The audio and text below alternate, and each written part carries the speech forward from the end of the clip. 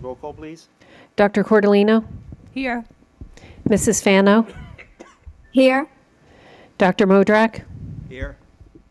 Mr. Palma, Here. Mr. Petrosino, Here. Mr. Rappaport, Here. Mrs. Smith, Here. Mrs. Zuckerman, Here. Mr. Daughtry, Here. Ms. Emmer, Here. Mr. Blumenthal. Here. You stand for the Pledge of Allegiance.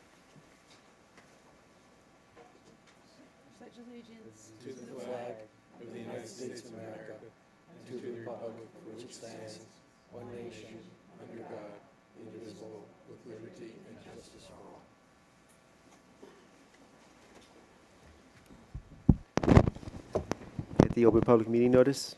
The New Jersey Open Public Meeting Law was enacted to ensure the right of the public to have advance notice of and to attend meetings of public bodies at which any business affecting their interest is discussed or acted upon. In accordance with the provision of the Act, the Montville Township Board of Education provided a public notice of this meeting, which included the time, date, and location that was posted at the Montville Township Municipal Building, all Montville Public Schools, the Montville Public Library, the Montville Township Board of Education Administrative Office Building, the district website, and advertised in the Daily Record and the Montville Tap Into, the board's official newspapers, on January 8th, 2026. Thank you. We'll move into the high school reps. What's going on in the schools? So, in past times at MTHS, on Friday, March 20th, schools closed due to Eid al-Fitr. Spirit Week was from March 23rd to the 27th. The purpose of this event was to raise school spirit and honor spring athletes. The Journey Begins, which is a high school counseling event, was on March 26th. Spring break was from March 30th to April 6th, and the end of the marking period was April 13th, and the fourth marking period began on April 14th. The World Honor Society is held on April 22nd. For some sports, Montville softball is currently 9-1 with a second round game in the Morris County Conference at 4 p.m. today. Boys lacrosse is 6-4 with a game against Jefferson today. Girls lacrosse is 3-5 with a Morris County tournament game against Randolph tomorrow. Boys tennis is currently 5-8 with a match against Mo Beard today at 4. Girls golf is 4-2 with a match at 3:30 today against Parsippany. Baseball is currently 1-12 today with a game against Caldwell. Boys golf is currently 7-2 as they place Vernon and Hackenstown tomorrow. Girls flag football is 2-3 with a game against Lakeland at 6. In future times at MTHS, from April 27th to May 1st, from 3 to 9 p.m., MTHS seniors are having their picture portraits taken. On April 29th, MTHS is hosting Broadway Night in the auditorium from 7 to 9 p.m. On May 2nd, MTHS is hosting SATs from 7 a.m. to 1 p.m. From May 4th to the 15th, MTHS is having their AP testing from 7 to 3:30 p.m. On May 6th, from 7 to 8 p.m., MTHS is having a virtual counseling event for teens and gambling. Thank you. Thank you very much. Superintendent's report. Yes, in the interest of time, we have a lot of great things to celebrate tonight. The quarter 3 goals, the district goals, the results, I usually go into a little bit more detail, but just overall, we're making great progress. I shared that with the board last week, and then I'll give you a much fuller report when we get into the fourth quarter. So moving right into the great stuff, we're going to get into athletics. Mr. Guarino, where are you? Come on up.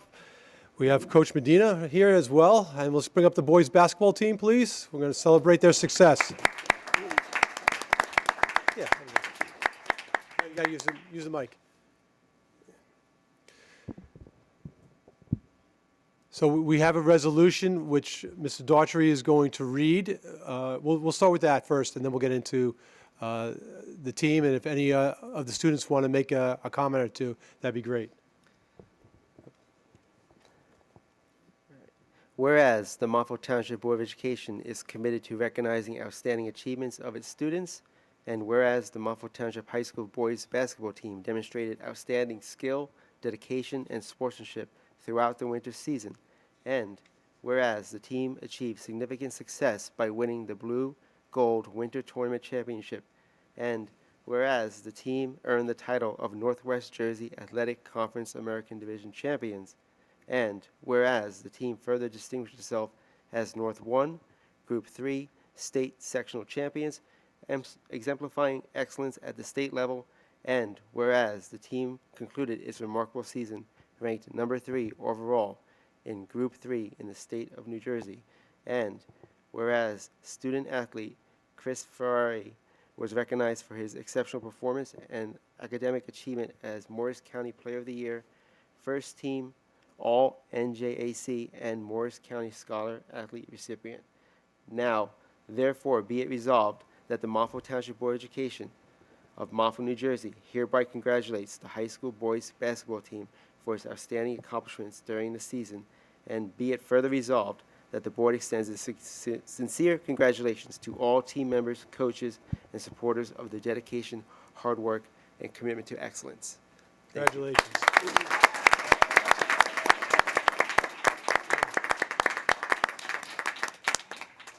Thank you, Mr.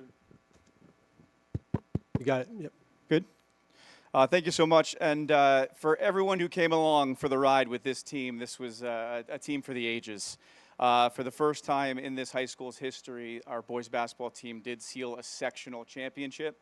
That was on the road in a pretty hostile environment in Teaneck High School, and these kids just came to play. It was such an amazing run where we have a county player of the year. We do have Coach Medina earned Morris County Coach of the Year, which is a distinguished honor. And, you know, these guys, and I was saying it every month, Dr. Gorman asks for an athletics report, and I highlighted these guys often, and I just said how well they played with one another. They all had their own set of roles, whether they were starters, role players off the bench. They knew what they were capable of doing. They didn't try to do too much. They just did enough and supported one another throughout. And it was just, like I said, such a fun ride. So once again, congratulations on an amazing season, an amazing run. So Coach Medina, congrats, and boys, great job.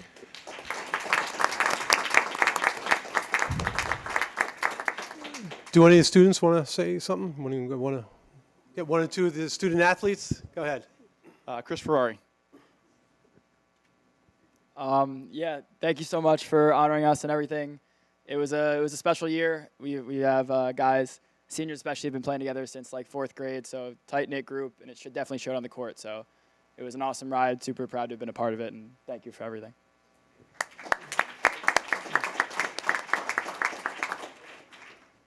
Yeah, I've been playing sports all my life, but this group right here is no doubt is the best 3.5 months of my life. So, yes, it shows what kind of boys we were together.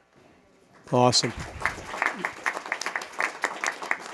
Yeah, Mr. Guarino said exactly what I was going to say. It was just beautiful to see you on the court, you know, playing and passing. You guys knew exactly where you were going to be, and just see you, you know, never panic in any game situation. It was beautiful. So great job, congratulations. What we're going to do is just do a big group picture right here in the middle, and then we'll give you the resolution. So you guys have your backs to me.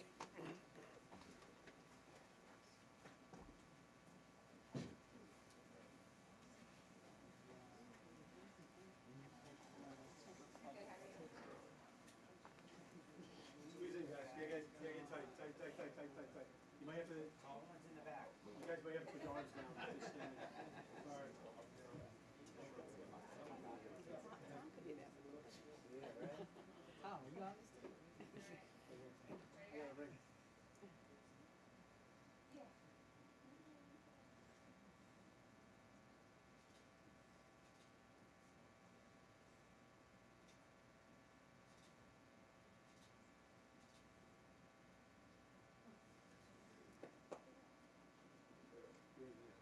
Great job, guys.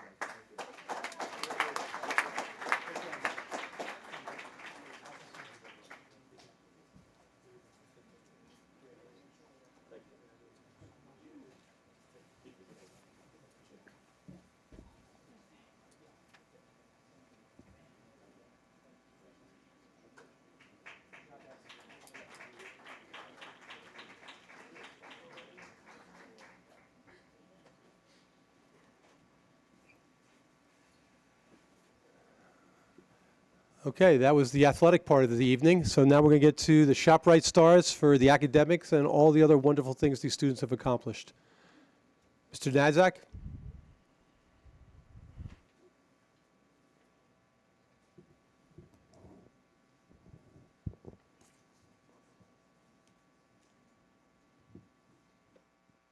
Good evening, everyone.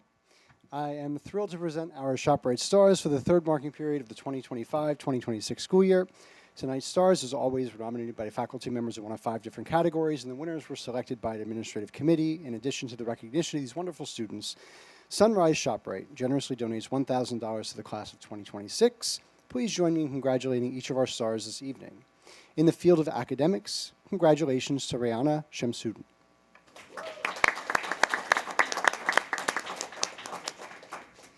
Teachers who nominated Rayana or had her as a student were effusive in their praise. She is an incredibly talented student who cares deeply about learning. To students like Rayana, learning isn't accomplished when grades are posted. It is a lifelong pursuit of knowledge. Rayana takes this challenge seriously, having taken 11 AP classes throughout high school and maintaining a 4.7 plus GPA.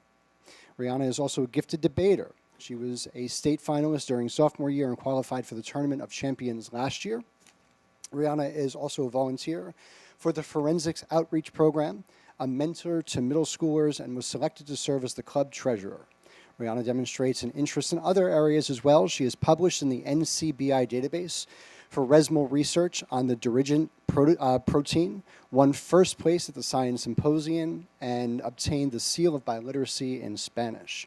Outside of school, Rayana is a volunteer coordinator for the American Central Asian Association, where she manages their internship program. Overseeing more than 30 interns throughout New York City, she has spearheaded initiatives such as the first ever Central Asian Cultural Festival, toy drives, and the Census of Central Asians in the United States, which was published in a Community Needs Assessment Report. Rayana is also a finalist, or was also a finalist at the Morristown Festival of Books, and earned a President's Volunteer Service Gold Award. Despite so much personal success, she is most proud that she will be the first in her family to attend college.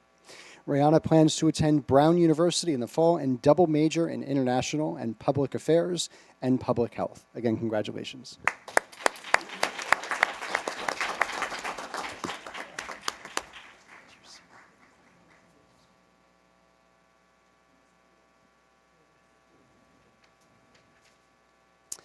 In the field of athletics, congratulations to Cole Riley.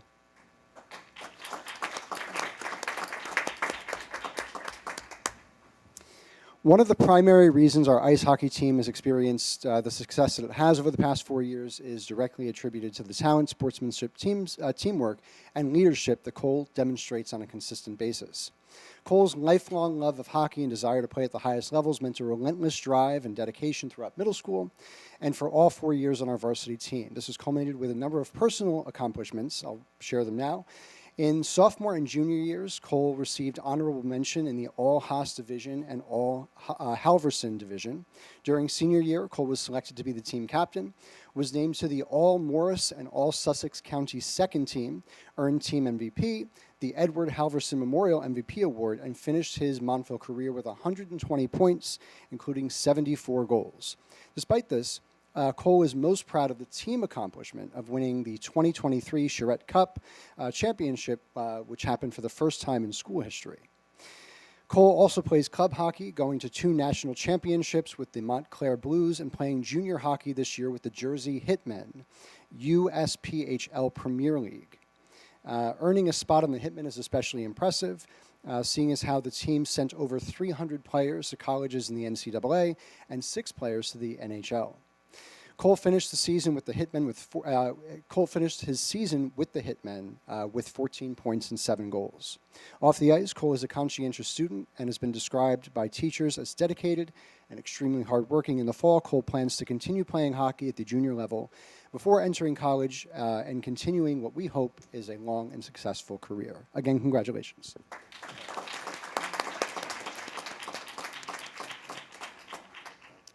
In the field of the arts, congratulations to Anthony DiDonetto.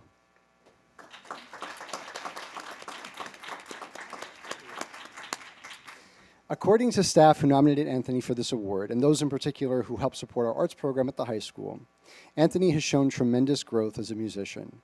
During the past 8 years, Anthony has had roles in over 20 shows and productions, and throughout the past 4 years, he has finally started to receive the recognition and praise that he deserves.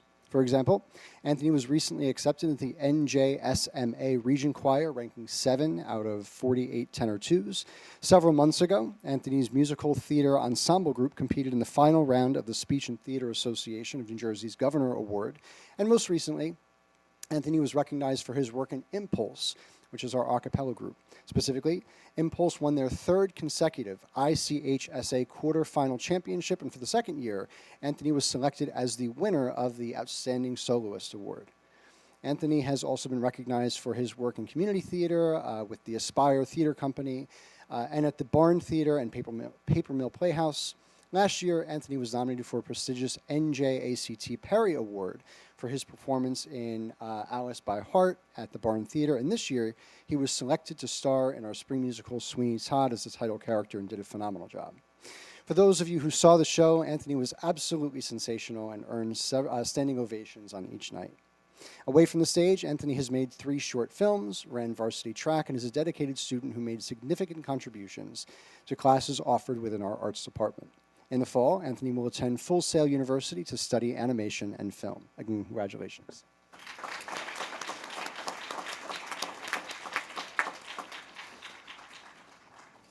In the field of community service, congratulations to Victoria Gomes.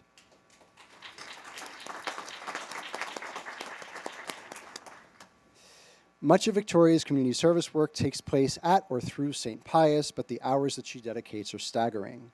For the past 4 years, and as a member of the youth ministry group, Victoria has volunteered to teach religious formation CCD classes and offer support in the main office. Victoria has participated in a number of service experiences, including the crop walk and annual breakfast with Santa, where her passion for helping those in need is truly on display. Victoria also provides assistance in our community through her work as a cadet in the Montville Township First Aid Squad and as a member of Key Club, where she has taken a leadership role in various fundraising efforts, including the Thanksgiving Food Drive and Volleyball Marathon. Aside from her volunteering work, Victoria is a hardworking, thoughtful, and conscientious student, as demonstrated by her attendance at a second school for the past 12 years to advance her knowledge and proficiency in another language. At Montville, Victoria has taken an increasingly challenging course load each of the past 4 years. At the end of her sophomore year, she had successfully completed 1 AP class. By the end of her senior year, she will have completed 8, culminating in her induction into the National Honor Society and Spanish Honor Society while maintaining a 4.7 plus GPA. Victoria is also passionate about supporting our school community. She serves as the editor of the yearbook and editor of the podium. Victoria will attend Boston College in the fall and plans to major in biology on the pre-med track. Again, congratulations.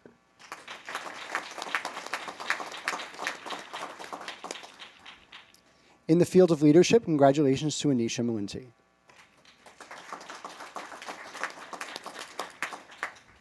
Anisha has been an influential officer in Key Club, demonstrating maturity, initiative, leadership, and a deep commitment to serving others. This year, Anisha thrived as president of Key Club. She runs meetings with confidence and clarity while fostering an inclusive environment that encourages participation. Students enjoy being involved under her leadership because she leads proactively and collaboratively, listening to ideas, offering guidance, and ensuring that everyone feels valued. Importantly, Anisha has expanded Key Club's impact in lasting ways. She wrote an article highlighting Key Club service projects, helping raise awareness of both student leadership and community needs. One such project supported 40 families during the holiday season amid the SNAP benefits crisis, reflecting her empathy and ability to connect service to real-world issues impacting our children and families. Another project was Hearts of Hope, in which hundreds of handmade hearts were delivered to local hospitals to support patients and healthcare workers. This is just one facet of who Anisha is as a person and leader, but she has accomplished so much more.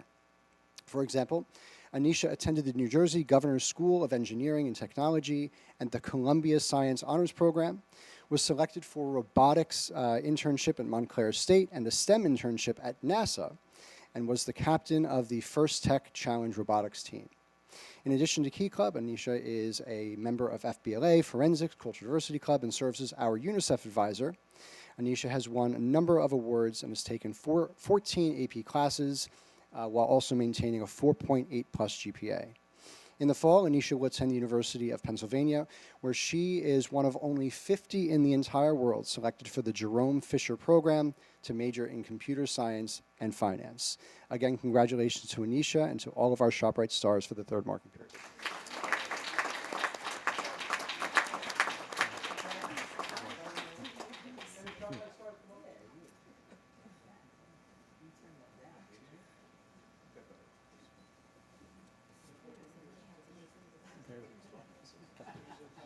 Definitely some talent up there. Yeah, it's amazing. Yeah.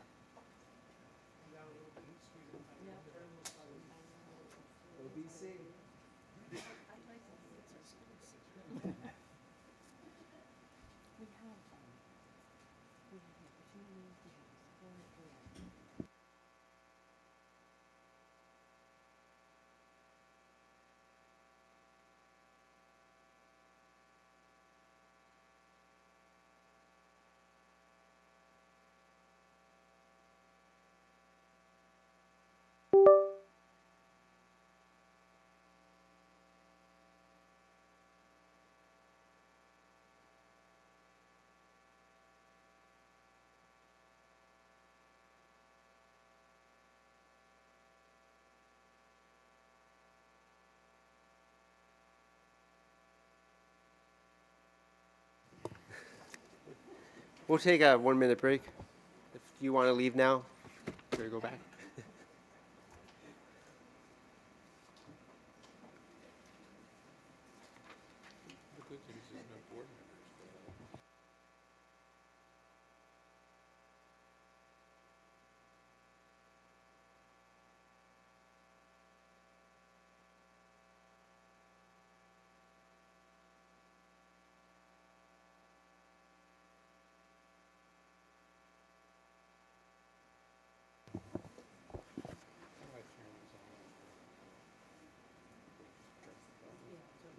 And then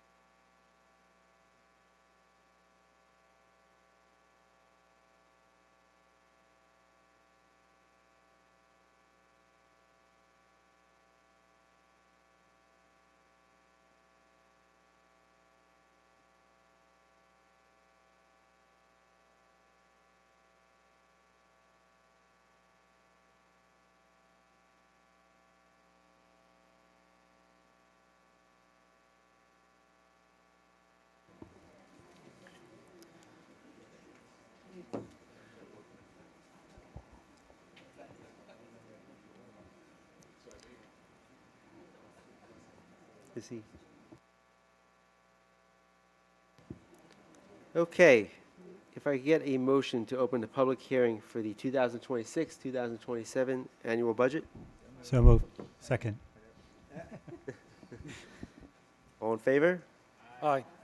Thank you. Dr. Gorman.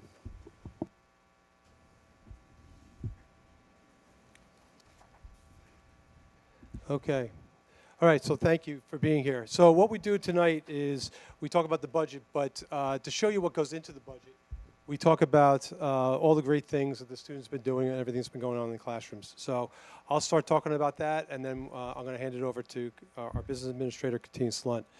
So just going back to 2022, we did a survey of faculty and staff, and these are just some of the quotes that were coming up. You know, students are willing to learn, a variety of programs that appeal to the students, teachers care and connect with the students. There's a high level of professionalism, just wonderful things that are going on that our staff recognizes. And then 2 years ago, the parents gave us comments in a staff's parent survey, and they were saying that the teachers were all amazing, fabulous, amazing, outstanding. My children's experience and classes were excellent. The teachers are great. Teachers are wonderful. Just wonderful accolades going all around. And it's just great to hear and great to see. one thing, we don't put a ton of things, with the rankings, you got to be very careful with them. But what you see consistently, whether it be niche or all the other different rankings that are out there, we see that Montville and our school district constantly ranks very high. You see the best school districts in America, top 5%. You have the best high schools for STEM in New Jersey. You have best high schools, best area to live in, things like that. So just constantly being reinforced year after year that this is the reason why a lot of people move to this town, and we see wonderful things going on in our schools. The post-graduation plans for our students, we have about 96% going on to colleges, 2 and 4 year, and others are entering into the military and other types of business and technical fields and stuff like that. Our acceptance rate for Barron's classifications of students being most highly, very, and most competitive colleges consistently stays around that 61%. So almost 2/3 of our students are getting into the upper echelon colleges that they're applying to and doing extremely well. This slide I always just like to show because there's a lot of rumors out there. The kids don't want to go to the high school after they leave Lazar and things like that. And that rumor's always out there in all different districts, but it turns out to be not true. When you look at the number of students that are coming from the 5th grade and go into Lazar, fewer than 10, maybe even fewer than 5 are choosing not to go to Lazar for different reasons. Many different reasons, family reasons. But then when you look at a 3-year average of the number of kids that are going from Lazar to the high school, overall, about 10% of the students who are promoted from Lazar decide not to go to the high school. That is a very good number. Many districts are much higher than that, and that is a number that we're very proud of, that we're able to hold on to 90% of our students. The 10% that decide to move on, they might go to other schools for legacy reasons, they might go for religious reasons, or for some kind of specialty that they were looking for, and that's totally fine. We always accept the students if they decide to come back sophomore year and junior year, and just the average, about 7 students do return after they go and try out those other schools, and then they do come back after a couple of years, and we're always willing to take them back. So it's very exciting having them. We pride ourselves on the 4 A's in education: the academics, the activities, athletics, and the arts. And you saw that tonight with the ShopRite Stars and everything that's being accomplished. And this is something that we highlight, we promote, and encourage our students to get involved in. Just some new exciting classes and programs that we did over this past year. We brought in some action-based learning, which means that at the kindergarten level, 1st grade level, in some of the classrooms, and in some of our special ed classrooms, we brought in fancy furniture, if you want to call them that, but they had bicycles on there. The kids could pedal. They had special seating. All things, because when they're sitting in the seats that you're all sitting in right now, that's like the worst way to learn. You're just too confined. And then when the kids are moving and pedaling or have options, they do really well. And this mind-based learning is increasing student learning, and we hope to replicate this in many more classrooms moving on. Our elementary schedules, in our 2nd year, we made a number of changes to that. We have rotating classes in the 4th and 5th grade for math, science, and social studies, and that's been going extremely well overall for the students. We have Spanish now at the elementary level that is in an in-residence program, we're calling it. So the kids are getting about 8 weeks of Spanish instruction all at once. Before, they used to get it like once a week or twice a week over the whole course of the year. But we find it much better a way to approach this, that the kids are able to immerse themselves for the number of weeks into their language before that teacher moves on to a different grade or school. We expanded the number of buses we have. We've been saving our district about $250,000 by doing that. We have 4 school buses, but this allows us now also to help out with a lot of our sports programs as well as our special ed programs with field trips. So we're able to get a lot of our students now to get out into the community and do this community-based instruction, get out into the work programs and things like that. And it's been a great program and very exciting for those students. Our English language arts program at the middle school at Lazar, what we were able to do, we split we used to have them combined 2 periods, and we split that, so now we have a reading and a writing type of a class. So that's split, and it's working extremely well this year. That's for the 7th and 8th grade levels. And then Medlick is our after-school program, as well as now we've been doing enrichment classes during the summer. This year, in fact, we're going to be offering 2 theater arts types programs, one for the elementary level and one for the middle and high school levels. But these enrichment classes have gone extremely well. Parents are signing up for them, and we're going to continue to grow that program. For colleges, students that are looking ahead, they want to get enrolled in some kind of dual enrollment program. We have 9 courses that students are enrolled in right now. 82 students are participating in that. We have anatomy and physiology, environmental science, general physics, genocide, principles of marketing. And these kids will sign up for this. They'll pay a little bit of money that goes to FDU, and then they're able to get college course credits that helps them later on with the college payments to help knock off some of those courses that they don't have to take anymore. Testing, another area that we do extremely well. We're constantly outperforming other districts that are like us in our county as well as the state. So when we compare ourselves to other people that are very similar to us, we're doing extremely well. We're having our students, at the different ELA, again, English type testing, 80% are meeting or exceeding achievement. We're higher than the state. When you look at our math scores, similar, 75% are meeting or exceeding. And then at the science level, again, meeting or exceeding. So we're doing extremely well at those different levels. So it's not all just sitting in the classroom with the teachers. We're also able to get outside and learn and go to competitions. At the elementary level, we had 31 different field trips. So they went to Legoland, Ellis Island, Gershwin Theater, and more. Lazar had 18 with the Science Olympiad, Spring Lake, local trips, and even Six Flags for the choir. And the high school had 95 plus different field trips. That includes the DECA competitions that are at the state and national level, band, choir, cheer, athletic competitions, forensics, Rockefeller Center, Ground Zero, Holocaust Museum, and much, much more. So these are just enriching experiences that our students are involved in all throughout the year. Clubs and activities, one of the other ways to round out the experience for our students.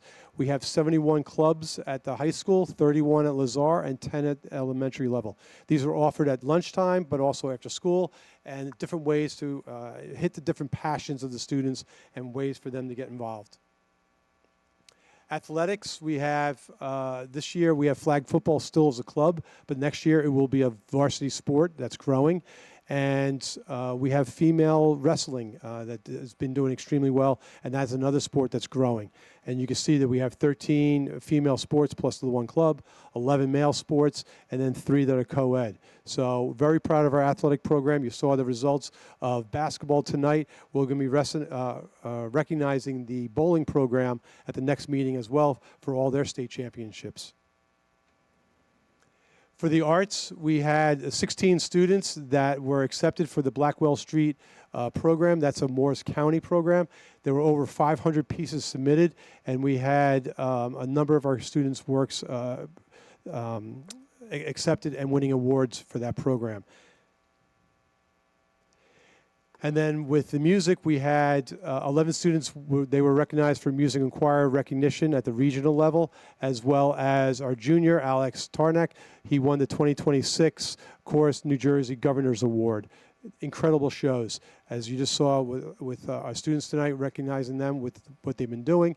But 10 years in a row, our music education program has been doing incredibly well. And all this comes together with the help of our community, with our parents, with our PTAs, HSAs, and PTCs. This year, we raised $450,000 in donations. Majority of this money was for the playgrounds at the elementary levels. So that's why you see there's a larger donation there. But we're very proud of that, and we can't do it without the help of our community and our parents and all the different organizations. So that's all the great news that's been going on in our district. And how we support that, Ms. Slunt's going to come up here and explain it all to you.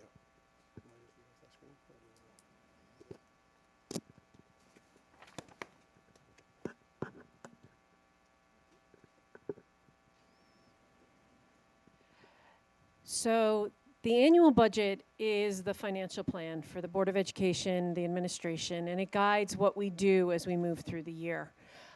That process is a process that is district-wide. We begin in November speaking to the principals and the supervisors in all the different areas, and we have them help build the budget. So we all meet through the winter, and we begin to put together what next year's programs will be. This year in particular was very challenging. As indicated, we are trying to execute the strategic plans and academic expectations of the district while also balancing a budget, meaning that the costs of running the district cannot exceed the resources the district has available to it. And we are in a cycle right now where the number of resources are diminishing while costs like healthcare and transportation are increasing much, much faster than the resources can fund them. So this year in particular, we really had to evaluate programs, decide what we could keep and what we needed to try to gain efficiencies in. We actually didn't cut any programs, but we streamlined them so that they were more efficient. And we were able to produce a balanced budget. We are very grateful for the fact that so many boards before us have made great decisions to help build up that revenue base so that we didn't have to do drastic cuts. When we look at the budget, we tend to look towards the expenditure side first and then look at the revenues. So in that process, what we do is we look at them in groups. We group together everything that's instructional and we look at those, and we group everything together that's a support service, administration, and operations. And when we do that, we then compare it to the amount of resources we have and then make adjustments accordingly. So to that end, the first area that we're going to look at is the instructional area. These are costs that are occurring in the classrooms. So these are your teachers and your supplies, your technology services, all that are occurring within the classroom. We break them out by regular ed, special ed, basic skills and bilingual, co-curricular, which is your activities like your yearbook and your band and things like that, athletics, and then students that we are not able to educate within the district just because their needs are severe and that we aren't able to meet their needs. When you look at the budget in comparison to the previous year, what you notice is that it didn't really increase very much. We pretty much are maintaining the programs. We didn't need to cut anything. We have about a 2% increase overall in the instructional area. But what we were able to continue to do this year is, and into next year, is to go and continue the amplified program, which we're using in the English and language arts area. We're able to continue the action-based learning, which was the picture that Dr. Gorman spoke about, the kids being a little itchy in the chairs, that program, and expanding it a little so we could provide it to more students at that K-2 level. We continue to expand services to special needs students. We are beginning to go and teach kids how to use AI responsibly. And we have, over the last decade, done a one-to-one Chromebook initiative in which Chromebooks are available to all the students, and we keep rotating old Chromebooks through and replacing them with new. As we move into the second section, which is support services, this is an area where these individuals support the students. They just may not be the teachers that are in the classrooms with them. This is your nurse, your school counselor, your child's study team, your media specialists, all the training and curriculum development that goes into the year.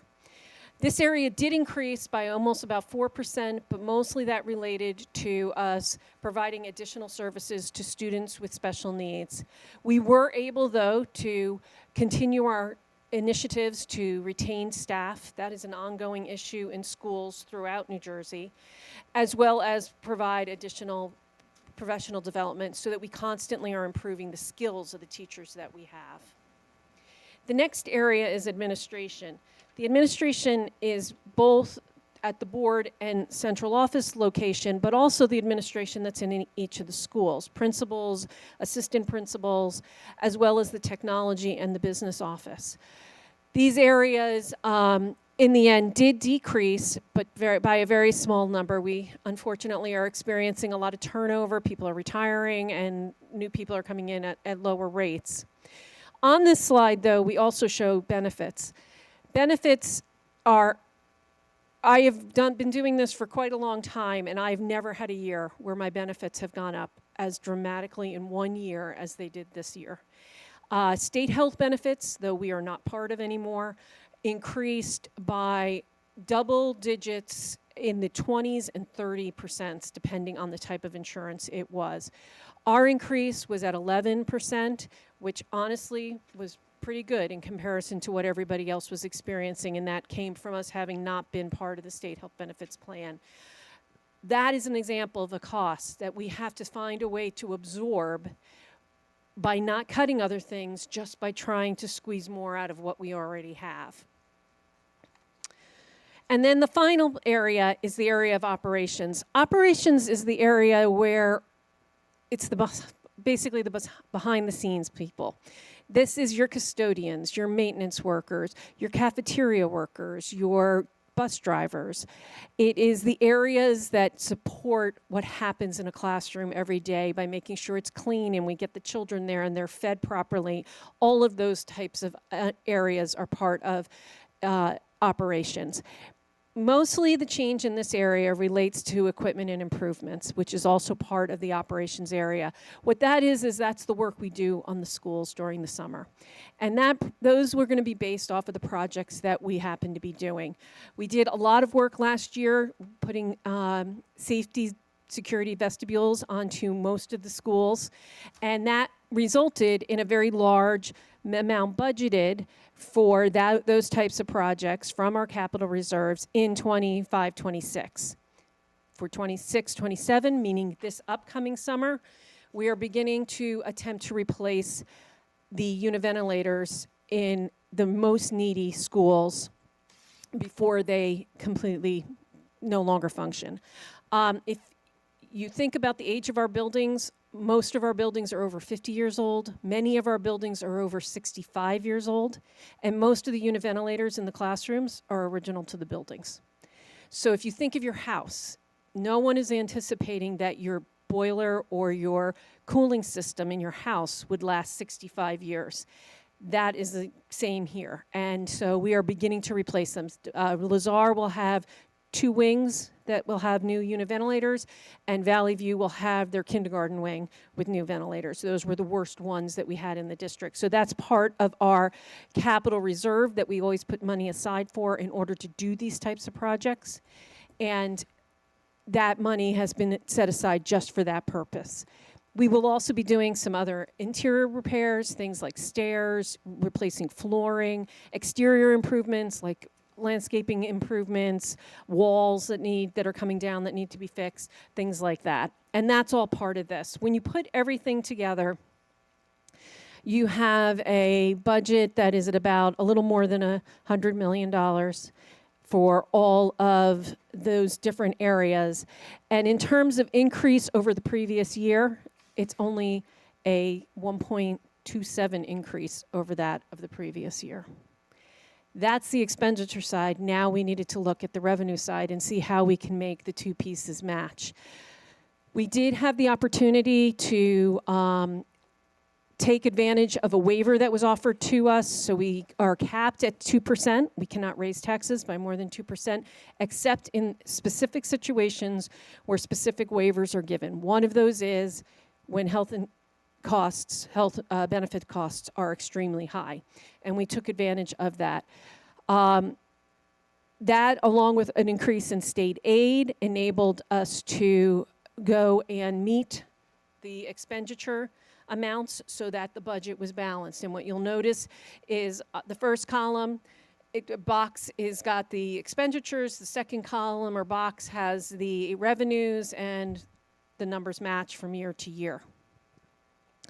In addition to our general operating budget, which is what those numbers represented, we also have grants that are available to us, both from local areas as well as state and federal grants. Unfortunately, like with everything, those numbers are declining. We don't have as many resources available to us. And so we have absorbed those programs ourselves that we had in many years, had exterior funds to go and fund. And then the second big area that is also part of the budget is debt service. So when the community votes for a referendum, what you're voting for is to raise taxes into the future in order to pay off the balance of what we borrowed. And so these particular payments all relate to the 2017 referendum. That's actually the only issuance we have open at this point, and those balances are paid through the budget cycle. In terms of overall the entire budget, in terms of tax impact. So the average assessed house right now is valued at $542,000. For that average assessed value, the increase for this budget is $134 this year. So there is a lot of bang for that rather small buck in comparison.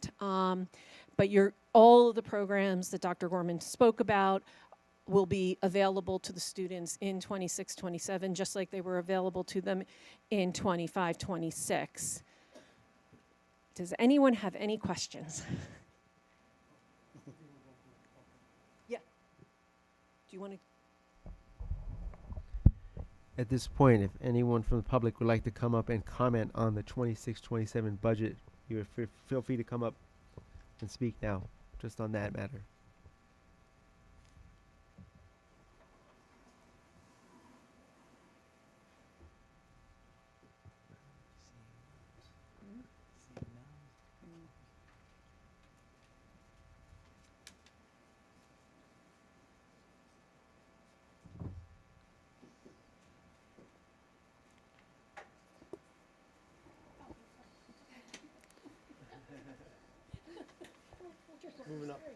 Thank you, Katine, for the presentation. I would like a motion to close the public hearing. Second. Second. Thank you. All in favor? Aye.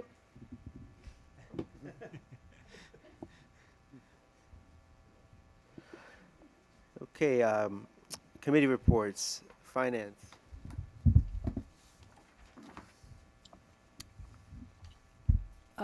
The Finance and Facilities Committee met right before this meeting, just really put the finishing touches on the budget. And the rest was explained by Mrs. Lunt, who can do a much more eloquent and efficient job than I can. So. Thank you. Curriculum. Michael? Yes, curriculum committee met last Monday, I think, to Tuesday. Thanks. And we went over a variety of issues. The first is we talked about iReady as an instructional tool, and the administration is evaluating whether we should reduce the amount that is used of instructional component that's used by iReady, continue to use iReady for the assessment portion, but perhaps reducing the amount of instructional time, partly because of the cost of iReady, partly because there's other programs like Amplify that do similar things, and partly to help reduce screen time, where kids are being more active in an interactive class rather than being face down in a computer. We also talked about the 2 books for the summer for the middle school students. We looked at the 7th most important thing the 7th most important thing. It's a historical fiction book, and at the high school, it's The Running Dream by Wendelin Van Draenen. Also, I believe Gordon Corman, this is the author of Restart and about 70 or 80 other middle school books, will be doing a virtual visit to Lazar on June 2nd during period 2.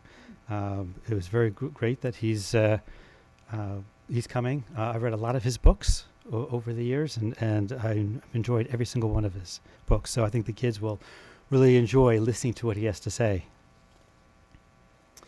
Then we moved on to the master schedule for the high school, looking at all the courses that needed exceptions, whether there's too many students or too few students. And we went through all those different requests, and administration's got everything spot on, and we approved that to move forward. Lastly, we talked about the screen time survey and the analysis, and we did talk about the feedback from the students, from the parents, from the teachers, and as I mentioned with the iReady, everyone kind of feels that yes, it's better to reduce the amount of screen time where we can, and instead have more interactive lessons to keep the kids more interested, more active, instead of just sitting in a chair staring at a computer screen. So we will try to reduce that as much as possible. And there's going to be more information on that coming out as the different recommendations get rolled out to the various teachers at all the different grade levels. And that's it. Hey, Joe, real quick, before you get off that, Andrea or Mike, can you comment more about that survey about screen time? I saw some details in the report, but I mean, can you explain a little bit more for the public? So we did a survey for our elementary teachers and then our secondary teachers, and we just asked them questions about how much they used it during the course of the school day for their lessons, and then also the assigned homework that involved that. I got the results back. And I shared just briefly with the CIT committee, which was the survey itself was due to a previous discussion that we had at our CIT meeting, I think the month before or back in March. And so now the next step is for me to provide the administration at all levels a chance to look at that and then discuss it, add their own information to it, and then formulate some recommendations, and then share it back out with CIT and then the Board of Education. So can I ask you, compared to other school districts, other environments, are our kids using screens a lot more or less? And what does the literature say about optimal? Hey, Dave, amount can of we screen time? hold off on this for right now? Sort of CIT stuff. But We're in the middle of reports.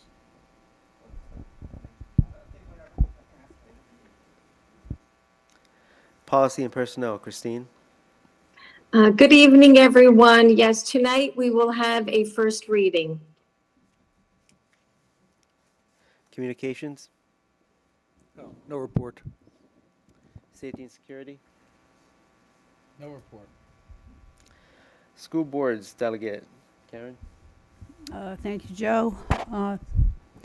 Workshop 2027 is already in the works, and we are very pleased to announce that Timothy Schreiber, who is the, make sure I get this right, he co-founded and currently chairs the Collaborative for Academic, Social, and Emotional Learning, and he is the chairperson of Special Olympics.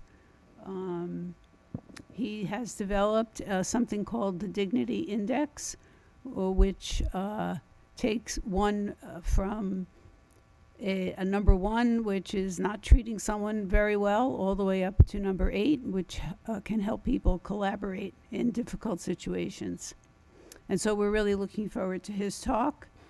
And the other item is that School Boards has developed a delegate assembly task force to take a look at best practices for how we run our delegate assembly.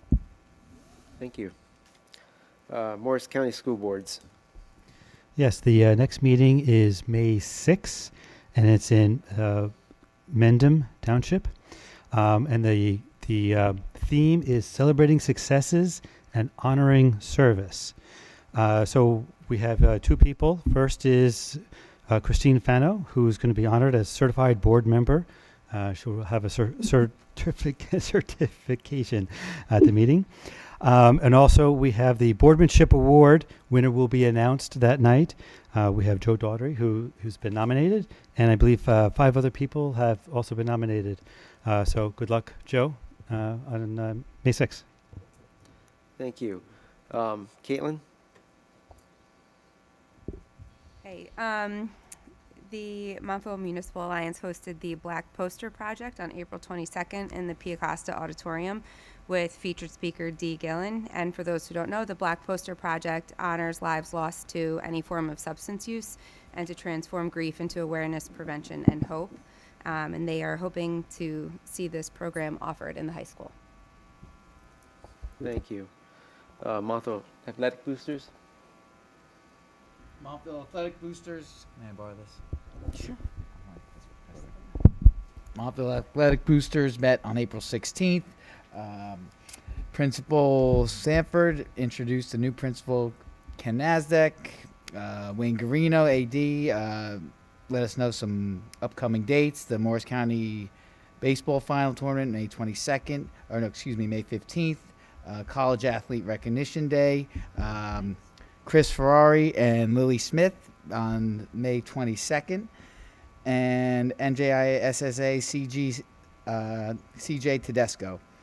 About $150,000 in the budget. We're looking really good across 20 sports.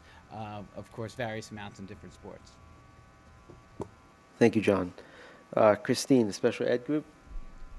Yes, thanks, Joe. The Special Education Parents Advisory Group will be meeting on June 1st from 11:30 in the morning till 1 p.m. And it's a nice afternoon meeting for parents who are stayed at home or can work from home. So I'm looking forward to that. Thank you. Cedar Hill? No report, but there is a meeting coming up in May. Thank you. Hilldale?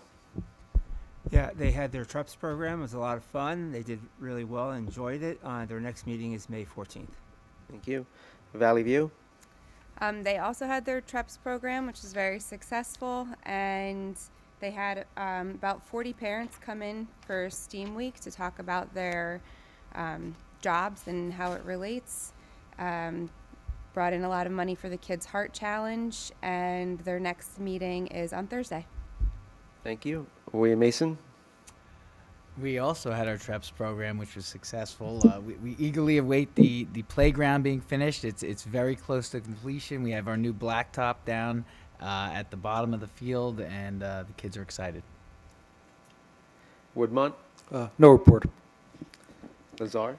Upcoming PTC meeting on Monday, May 11th. And of course, Living Lessons is coming up on Thursday, May 14th. So just an incredible day, as we all know, and encourage as many of my colleagues as possible to attend. The high school?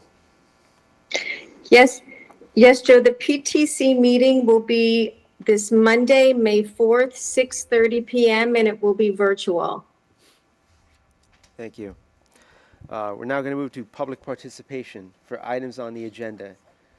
So if you'd like to come up and make a comment, please feel free so. Oh, if you just state your name when you come up to the podium.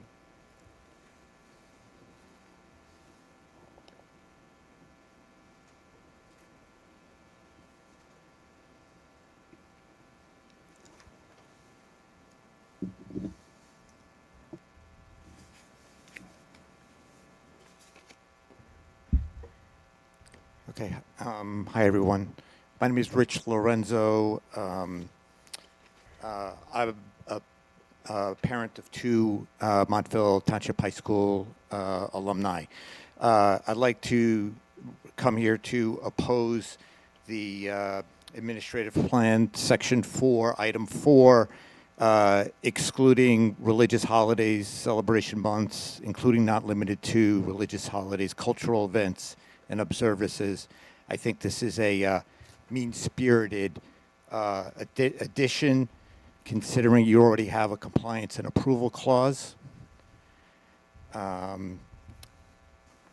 mean, we chose Montville because of the quiet streets, good schools, good neighbors, and a good place to raise our children, surrounded by people who look out for one another. This is the Montville I know. This exclusion is foreign to me, and I question the heart and its intent. I think it came from a national playbook written by people who have never driven down Changebridge Road. We are being asked to import somebody else's culture war into our classrooms and call it local values. It's not our values. It has never been our values.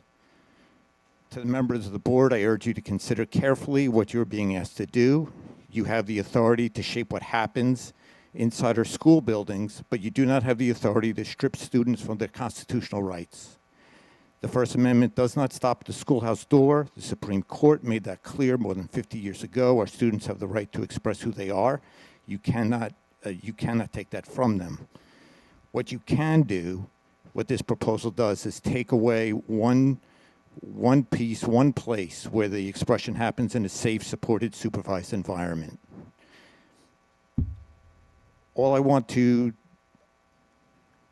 You can push it out of the classroom, away from the guidance of caring teachers and counselors, and into spaces where no one is watching, no adult is there to protect them.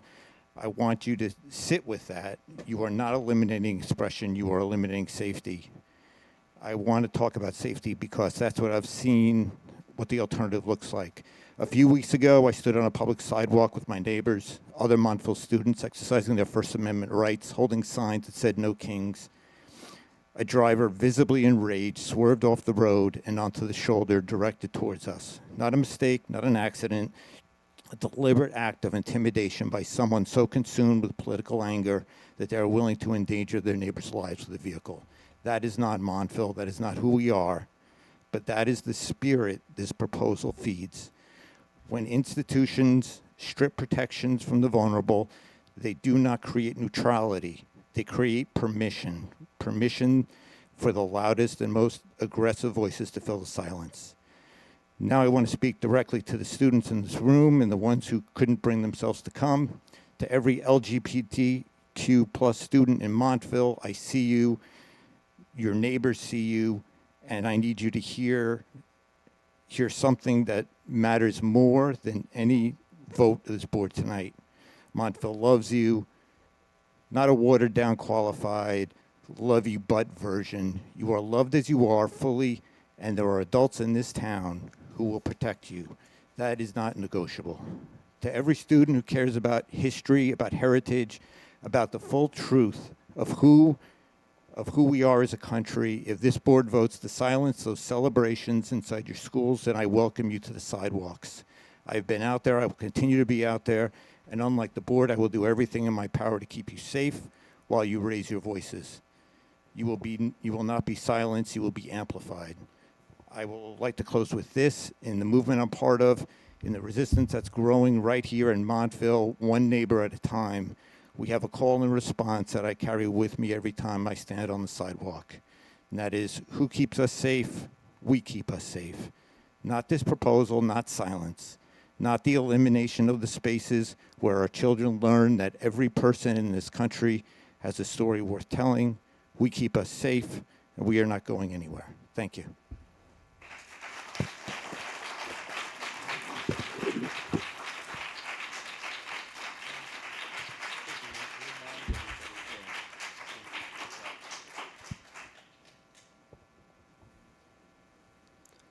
Anyone else want to come up? Just want to remind everyone, please keep it to 5 minutes. Hi, I'm Kristen Piper. I sent an email to everybody on the board, but considering the audience here tonight, I thought it'd be worthwhile to read the email that I sent to everybody. I'm a long-term volunteer, which includes serving as president of the Hilltail Parent-Teacher Council, the Lazar Parent-Teacher Council, and I'm currently the co-president of the Montville Township High School PTC. I have seen firsthand how our students thrive through inclusion and celebration. My comments are most recently shaped by serving on the search committee for the high school principal, where candidates share their overwhelmingly positive views of our community.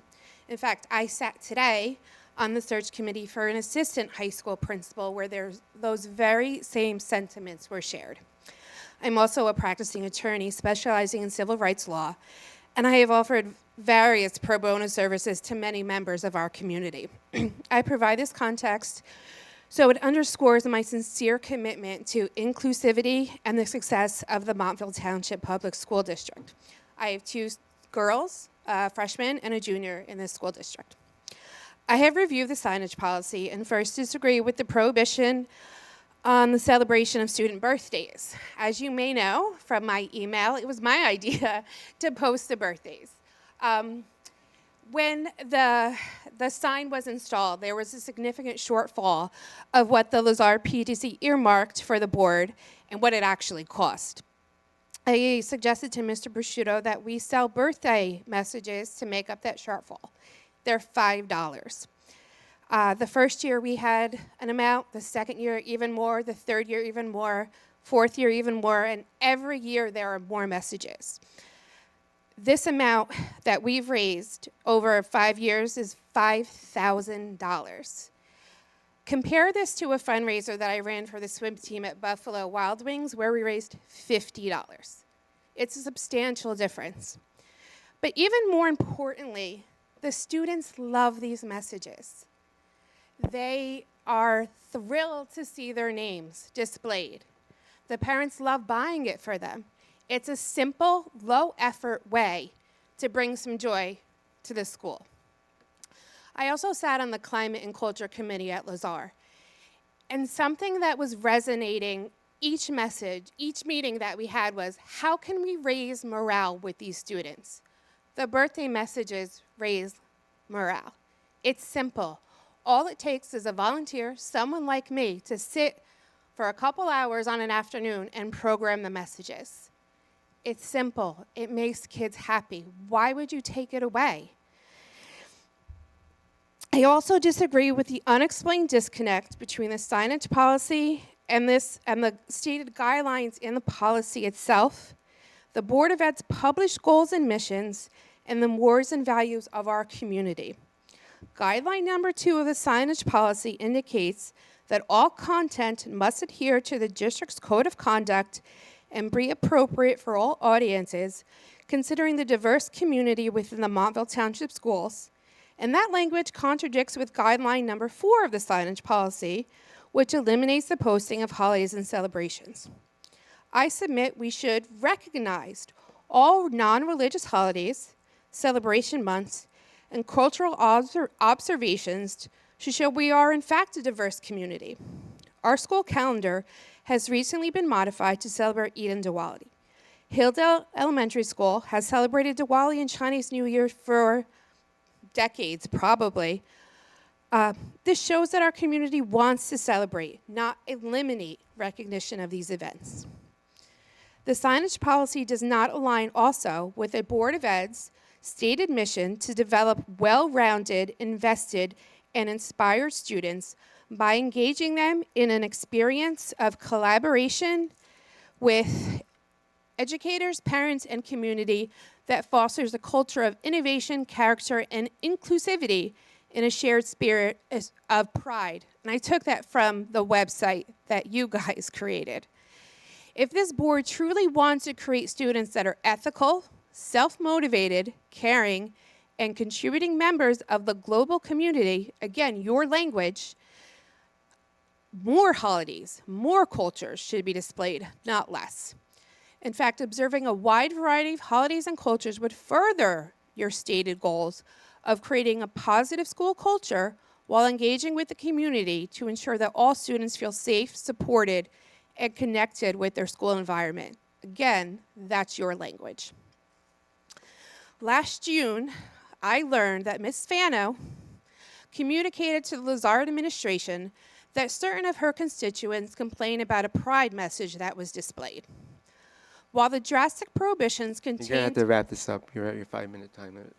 I'm sorry? You're at your 5-minute time limit. You have to wrap it up. Okay, I have just a few more sentences. Thank you. While the drastic prohibitions contained in the signage policy may be in response to these complaints, inclusive policies should not be abandoned due to the complaints of a few. Our community is made up of different races and ethnic backgrounds with varied beliefs, values, concerns, and priorities. Our students are lucky to learn about and be tolerant of these differences from their peers. Our differences are what makes our community special. We should embrace these differences. I learned today that you have the ability to not even push this policy forward, and I urge you to do so. Thank you.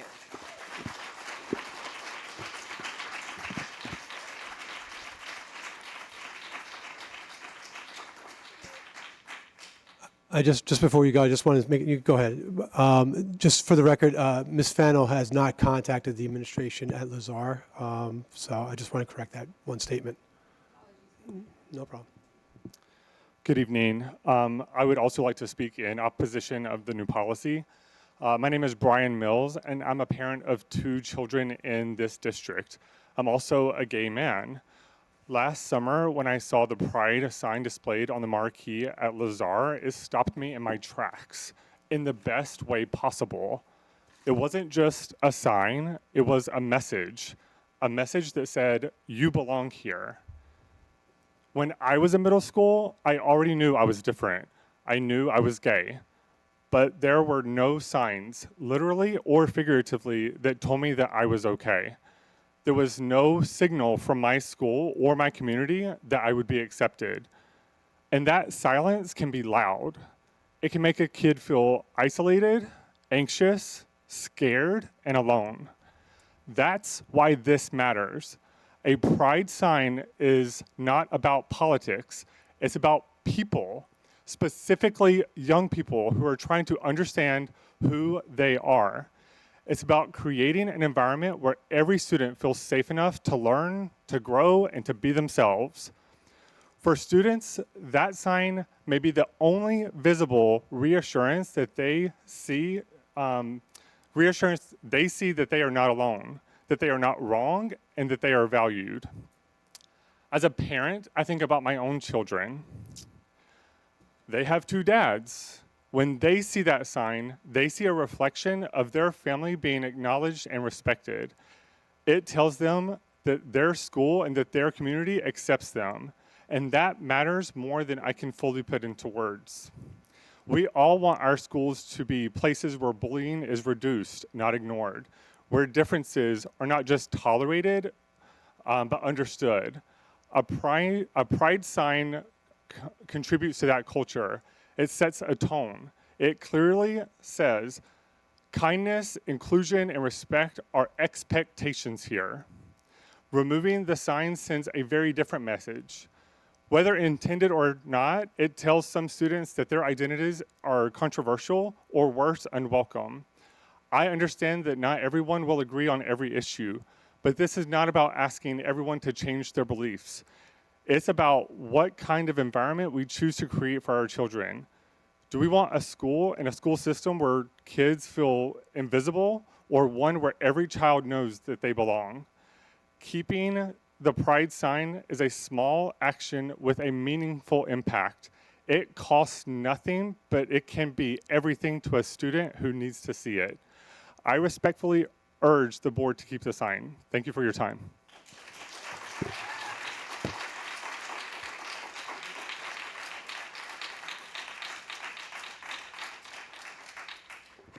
Good evening. Good evening. I also oppose the banning or prohibiting the content. Excuse me, if you just say your name. Oh, sorry, Record, Tony thank Chen. you. So good evening. My name is Tony Chen. I'm a lifelong Montville resident and grew up here. I went to William Mason, Lazar, and I graduated from Montville High School in 1998. This town helped shape who I am. Today, I'm raising my own family here. I'm the father of 2 children in our public school system, and I coach my son's kindergarten soccer team. I'm not here as anything other than what many of you are: a parent, a neighbor, someone who cares deeply about this community and what it stands for. I'm also a gay man, and for me, this conversation isn't abstract, it's personal. What makes Montville special isn't just our schools and our neighborhoods, it's our sense of community. It's the idea that people feel welcome here, that families want to stay here, and that we look out for one another. Pride recognition is a reflection of those values. It's not about politics, it's about people. It's about acknowledging that LGBTQ residents are part of this town, that our families exist, and that we belong here just like anyone else. Removing pride doesn't remove LGBTQ people, it just sends a message. And I think we should be very thoughtful about what that message is. Because there are kids in our schools right now who are figuring out who they are.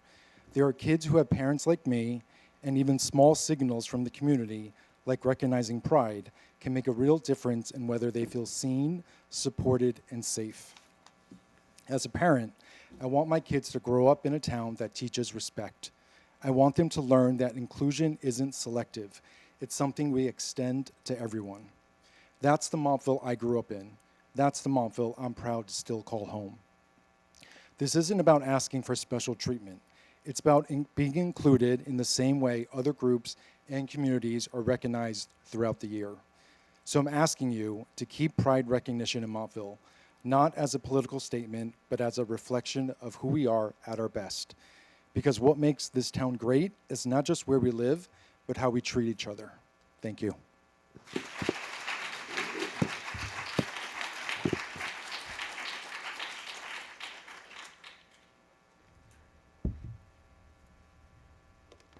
Good evening. I'm Sherry Seffer, and I am the proud granddaughter and daughter of 4 educators. My family educated generations of children, so I take public education very seriously. I think it is an incredibly important civic duty. I do not have any children, and I am very proud that the 32 years I lived here, 60% of my taxes went to support this extraordinary school system. I come into the building here and I see the words educate, inspire, empower. I don't see any of that when I see this current proposed policy. What is education? What is it that we are doing? I couldn't really come up with the words myself, so I went to one of the greatest teachers of the last 100 years, and I have some words from Elie Wiesel. I go to him often when I need some guidance. We are enough if we can treat history, literature, science, math, language, the arts, athletics, not simply as an end in themselves, but as a pathway to something even more, to a sense of self and responsibility through which young adults can become richer with wisdom, not just fuller with knowledge. The digital signs that were put up, aside from the wonderful birthday celebrations, which I always love seeing when I'm driving past Lazar, give information to the public about education, which is what your responsibility is, about Black History Month, about Pride Month, about Indigenous Peoples Month. It is not about telling people what day an exam is going to be. They can get that information off of the parent portal. It doesn't need to be on a digital sign. This is frankly an innocuous document that is really an attempt to dissuade public information that is important to a lot of people. And that is not acceptable. And it goes against your creed. And I ask you to revisit that as something completely inappropriate to what public education should be. I'm going to share one more paragraph because I couldn't decide which one from Elie Wiesel. There is divine beauty in learning. To learn means to accept the postulate that life did not begin at my birth. Others have been here before me, and I walk in their footsteps. The books that I have read were composed by generations of fathers and sons, mothers and daughters, teachers and disciples. I am the sum total of their experiences, their quests, and so are you. Thank you.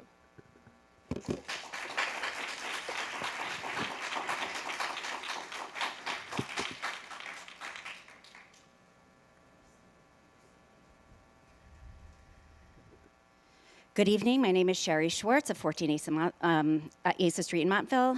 I'm an active member of this community and have held many leadership positions on our school's HSAs and PTCs. I'm currently the co-president of Lazar PTC and want to take this opportunity to address this new policy.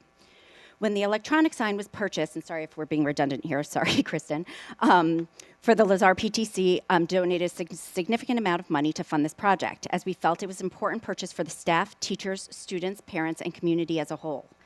This sign was properly placed for people driving by to see how Lazar was supporting its community. Due to the financial commitment, the PTC needed to raise funds to recoup the money spent on the sign, and one idea was to have the birthday announcements. Parents of Lazar students can choose to pay for a shout out for their child and to wish them a happy birthday on the sign. Parents choose to participate and they choose what they write. Many say happy birthday Jane or happy 12th birthday Joe. Currently, these shout outs are $10. We had 41 birthday announcements from just January to March of this year. By doing the math, this small, easy fundraiser brings over $1,500 this year to the PCC, over $4,000 since we began. It should be noted that we used to only charge $5 per message, so the total in the future will be double. The money fundraised helps support teachers' wish lists, book fair books, field trips to school to students in need, Teacher Appreciation Week and ice cream for the 6th grade field day, and so much more. Taking off my PTC hat, and speaking as a concerned citizen, I would also like a better understanding of the reason for this policy. It has come to my attention that some Board of Education members do not like certain inclusive messaging to be on the electronic board. At the March President Council meeting, we were informed that the superintendent's office receives a, quote, handful of calls about the fact that the month of June notes the word pride on the Lazar electronic board. It was clear at this meeting that there were more than a handful of people who supported Mr. Prosciutto's announcement on the board. Just like he may have had on the electronic board Black History Month in February or Women's History Month in March. This is a small way of showing inclusivity to the students, staff, and community that people who may not be part of the majority are seen, heard, and accepted at Lazar. If you could think back to a time you may have been a minority, whether it's due to your race, age, religion, identity, ability, or something else, and someone does something to show you that you are welcome in the community, maybe it's by wearing a cross or a Star of David around your neck, or by or having ramps and bathroom facilities that are not just up to code, but rather helpful for somebody who has a disability, or a microphone like the one I'm actually using could help people who have difficulty hearing. You suddenly feel a connection. You're hopeful that this is a safe community and people see value in you being a part of it. By listing things like Pride, Black History Month, Veterans Day, and others, this sign does more than state words. It forms a connection and shares an underlying message that you are welcome here. I'm assuming that this is why our administration was trusted to make these decisions and post these messages to the board. Removing our ability to fundraise and restrict the principal's decision on what could be read on the electronic sign does way more harm than good. Honestly, this proposed policy shows a lack of trust in our administration to make decisions, negatively impacts the PTC, whose purpose is to support the needs of students, families, teachers, and staff, and sends an announcement of ignorance, bias, and exclusivity rather than acceptance for all people who are part of Lazar and the Montville community as a whole. Electronic signs are not just announcements to say when a game is to take place, but rather an invitation for people to feel welcome and valued. The Board of Education has spoken of their desire to educate students to be well-rounded and inclusive. This policy is the antithesis of this mission and appears hypocritical to the goals previously shared. We as a community should not settle for words that are not followed by actions. We should not pride ourselves on tolerance.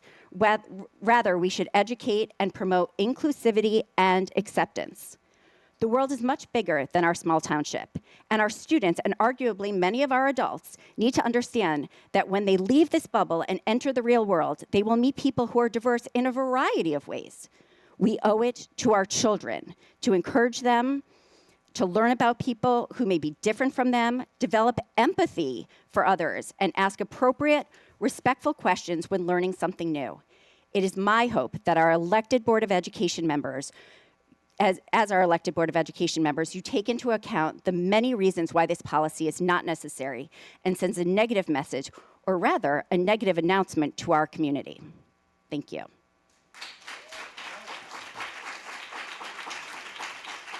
Do I have the opportunity to ask a question?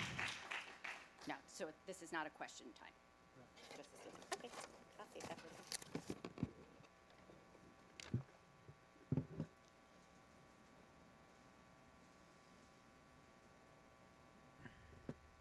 Hi, I'm Roberta Prober, the mother of 2 graduates of Montville, and happy to be here.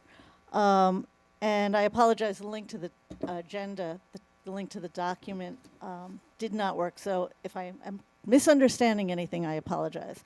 But I think that there are numerous days on the calendar that can serve to inform and educate our students and our community, and I don't understand why the school board would want to limit such education. For instance, a little over a week after school begins in September, September 10th, is Suicide Prevention Day, where, you know, if the administration and the students so choose, they could start to have those difficult conversations that, in fact, can prevent suicide. When we go into October, it's Halloween. Do we not want to be able to tell our kids to be safe and have fun? In November, do we want, I agree, we don't want to push political agendas, but we do want to push civics and encourage our 17-year-olds to register so that when they can vote. In December, do we really want to refrain from wishing our community happy holidays in their many renditions? Can we say Happy New Year in January? Can we celebrate both love and Black history in February? March is National Nutrition Month, National Reading Month, and Women's History Month. Are any of these subjects a problem for school science? And tell me, what is wrong with the message pride? When we started to hear about how well our students in our schools are doing and the survey that was done, we were told that our students are willing to learn. They are, so let's teach them. Let's trust that our administration and our students are smart enough and caring enough to put strong community messages on the side, and let's not restrict their discussion. Thank you.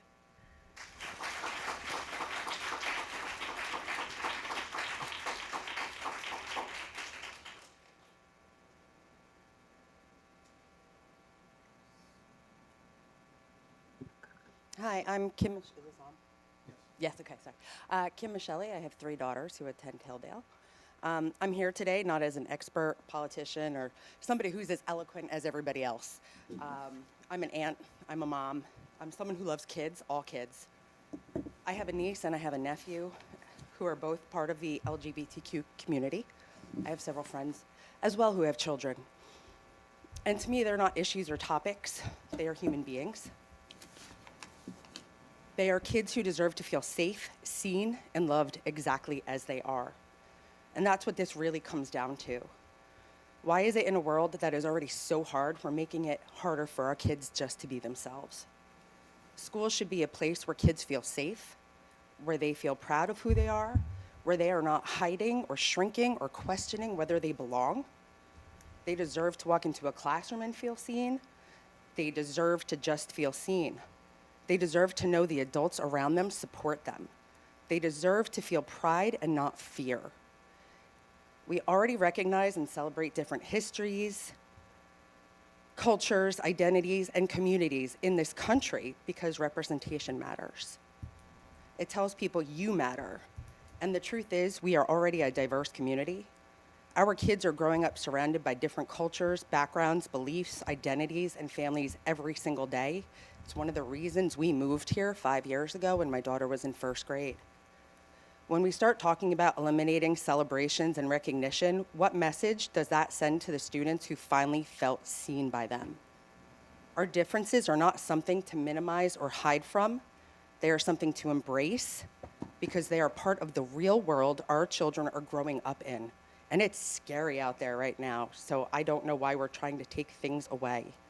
At the end of the day, this isn't about signs. It's not about politics or policies on paper. It's about kids. Kids who are watching, kids who are listening, kids who are deciding right now whether their school is a place where they are welcomed, valued, and supported for exactly who they are. And I don't know about you, but I want every child to be loved and to feel loved fully, loudly, and without conditions. Because they deserve nothing less. Belonging should never be up for debate. Thank you.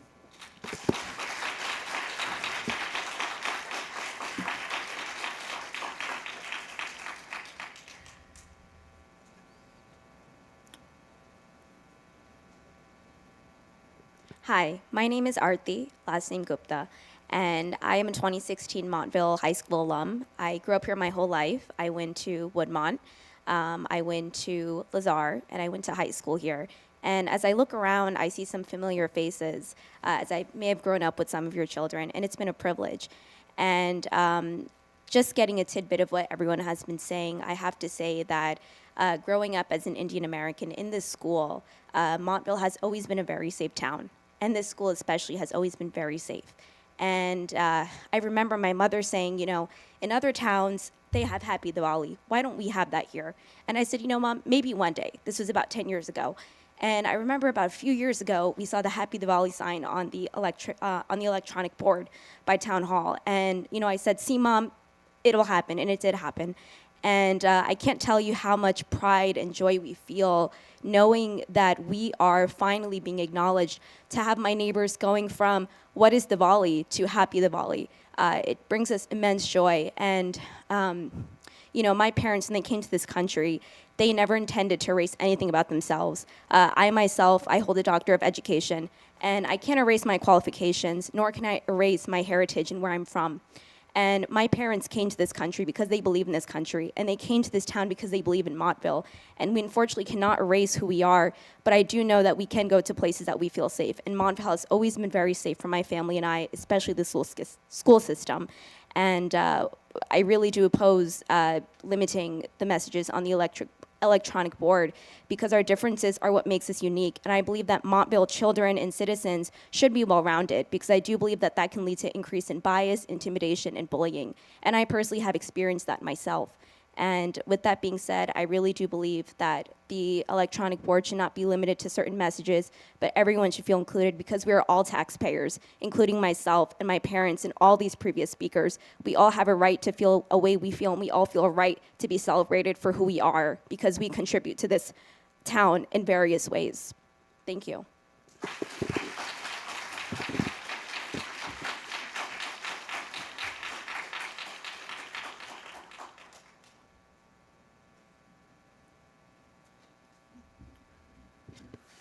Good evening. My name is Neke Swart. I live in Montville. I have 2 kids in high school. Tonight we are hearing about a proposal that aims to end certain types of messaging on our electronic boards in front of the schools. If this proposal moves forward, we would no longer acknowledge and show acceptance of our LGBTQIA+ community members community members by messaging about, for example, pride. This action, however small and inconsequential it might like to be, is part of a broader push to exclude LGBTQIA+ people. It is part of a movement to push people out of our community and out of our consciousness. A movement that wants to exclude certain people from our collective as well as individual responsibility to care, to love, and to accept one another as we are. This proposal is not only directed against the LGBTQIA community in our schools and in our town, but also in our country as a whole. This push is part of the many small cuts that together aim to take down our culture of innovation and inclusivity. A push that aims to destroy our shared spirit of pride in who we are as a person, as a community, and as humans.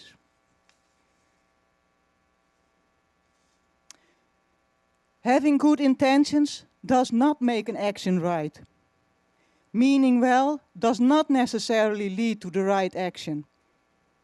Doing the right thing, setting a good example for our kids so that they will be able to build a better world, is not achieved by keeping kids away from experience, nor by exclusion. May I remind the board of this school district of its mission statement that describes very clearly how we want to help our students to be well-rounded, invested, and inspired. Namely, by engaging them in an experience of collaboration with educators, parents, and community that fosters our culture of innovation, character, and inclusivity in a shared spirit of pride. May this mission statement guide you to make the right decisions. Thank you.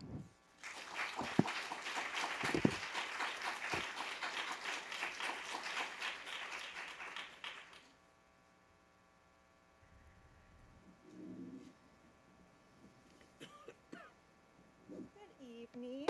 My name is Carrie Miller. I'm a resident of the Meadows at Montville and actually relatively new to Montville.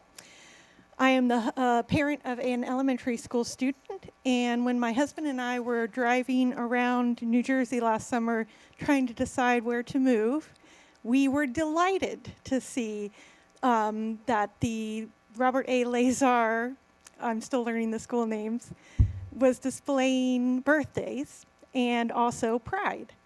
It was one of the factors in our decision to move here, as well as those excellent school ratings.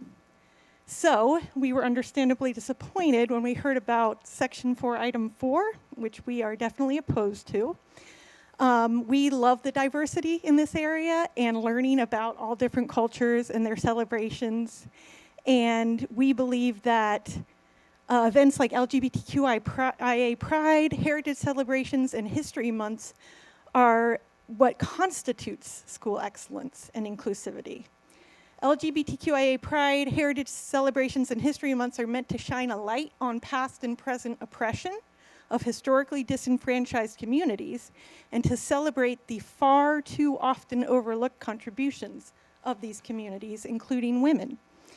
Because history is often written from the perspective of those in the majority or those in power, Pride, Heritage, and History Months are needed to remind all of us to consider how historical events impacted different communities differently, as well as the legacy of these historical impacts, many of which ripple throughout the present day.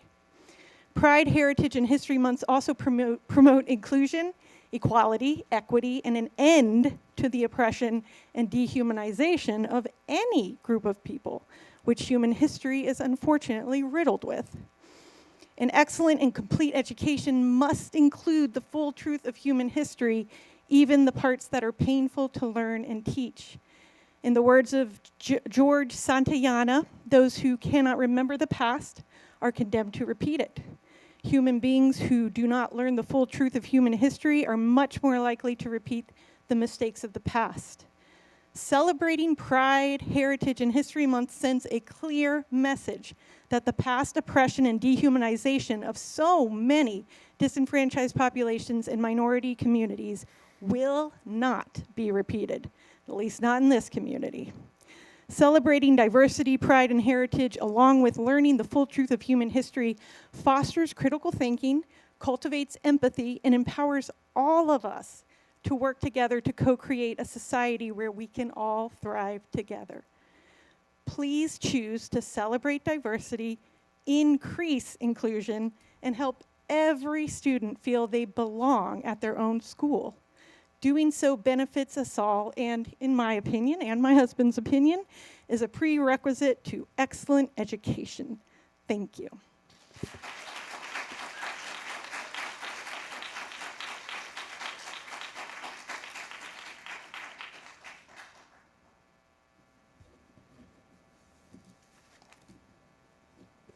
Good evening. My name is Kara O'Neill, and I have 2 students at Lazar Middle School.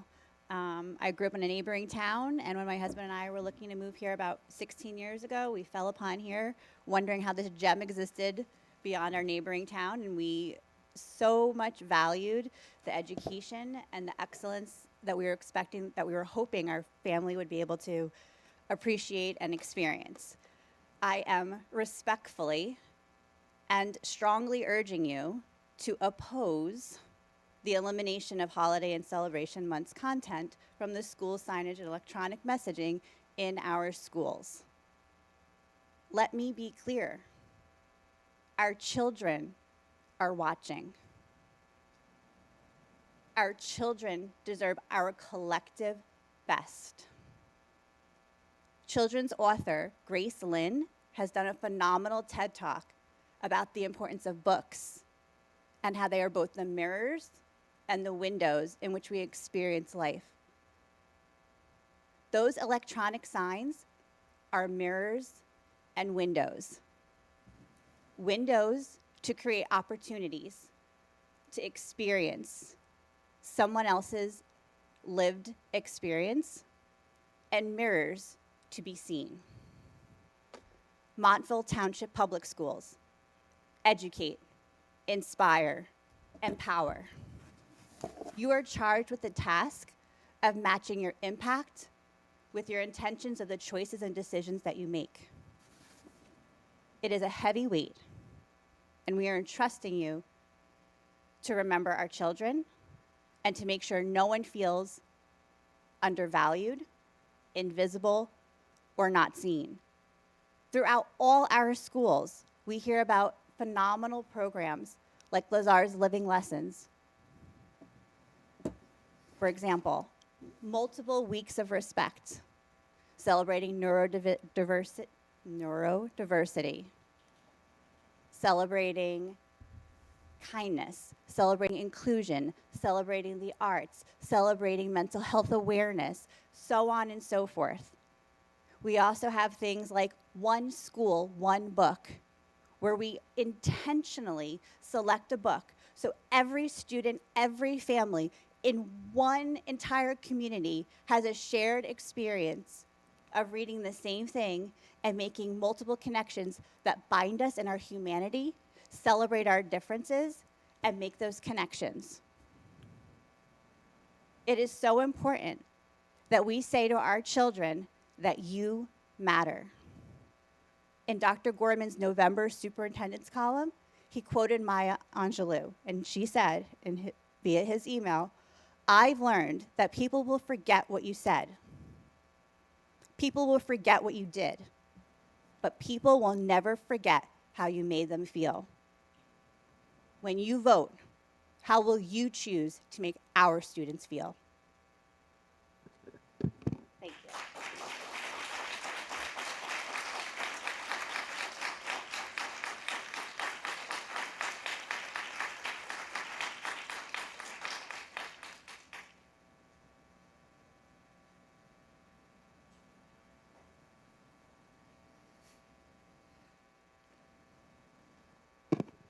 Hi, everyone. Judy Gotthelf, former Lazar teacher, co-chair and creator of the Living Lessons program, and a very happy retiree.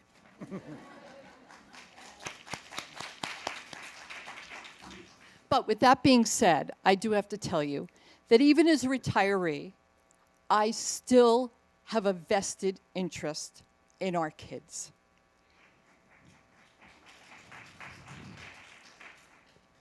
I just have a question it's rhetorical. What on earth is going on here? I seriously, I heard about this. What are we doing? I will tell you that years ago in the Living Lessons program, we had speakers who were gay. And we knew that we had some children who were gay as well. And at the end of living lessons, children write letters to a speaker or speakers of their choice. I have notebooks this thick since 2005 where students wrote letters to all different speakers, and you have no idea how many students wrote letters to those speakers that they heard who were members of the LGBTQ community saying, "Thank you so much. You made me feel safe. You made me feel heard. You made me feel strong enough to come out and to talk to my parents and to tell my friends." Isn't that what we want for children? Isn't that what we want our children? And we want them to feel safe. We want them to feel heard. So to take a pride sign down and to tell us what can go up on the sign at Lazar, I'm sorry. I think it's nuts. I really do. Sorry, I'm not as eloquent as everybody else, but I'm so worked up over this. Listen, every single child needs to be heard. Every single child needs to be embraced. Every single child in this school district needs to be loved. And we show our love through what we do for them, what we teach them, and what we do for them. And having a sign in front of Lazar that for a month says pride, we're acknowledging those kids. We're acknowledging members of our greater community. We're not just pushing them aside and saying, "You don't belong. We took that sign down because we don't like it, because we've heard some people, I guess, who complained."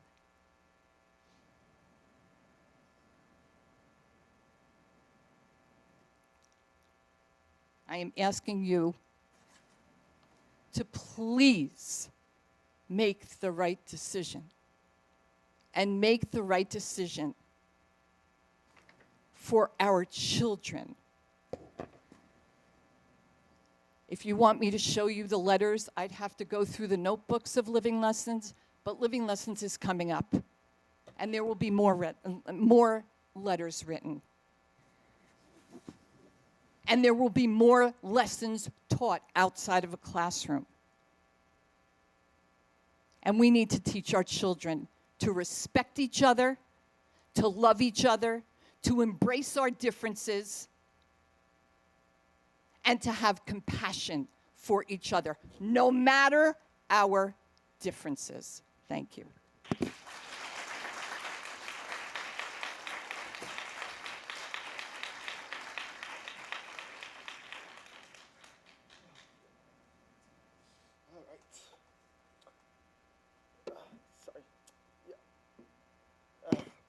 My name is Ken Chen, and I just want to say that, this is something that is deeply personal to me. People around here were talking about, LGBTQ youth, and I'm like, as somebody who has been,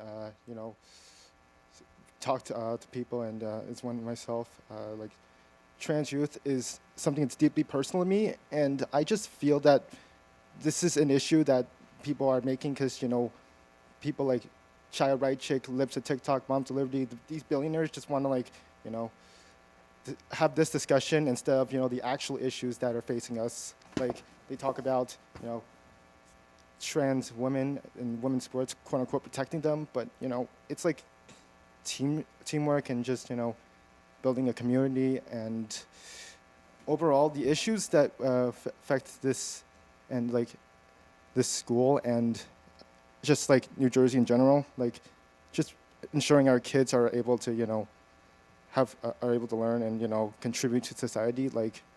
I think we should be talking more about feeding kids and, giving school lunches for everybody, not just like, select few, and just ensure that everybody, regardless of like where they come from, who they are, just, they have a place here. And I also think about like what's happening across Minnesota, and, our kids are just, it's just terrifying. And I don't want to see like, these mask agents coming up to this school, or like any school in New Jersey, and they're already trying to. And I just feel that our time should be better. Instead of like talking about science, we should be talking about how we can protect our kids, not just trans and queer youth, but everybody, regardless of like what race, age, or just like whatever you are. Just like this place safe for you, and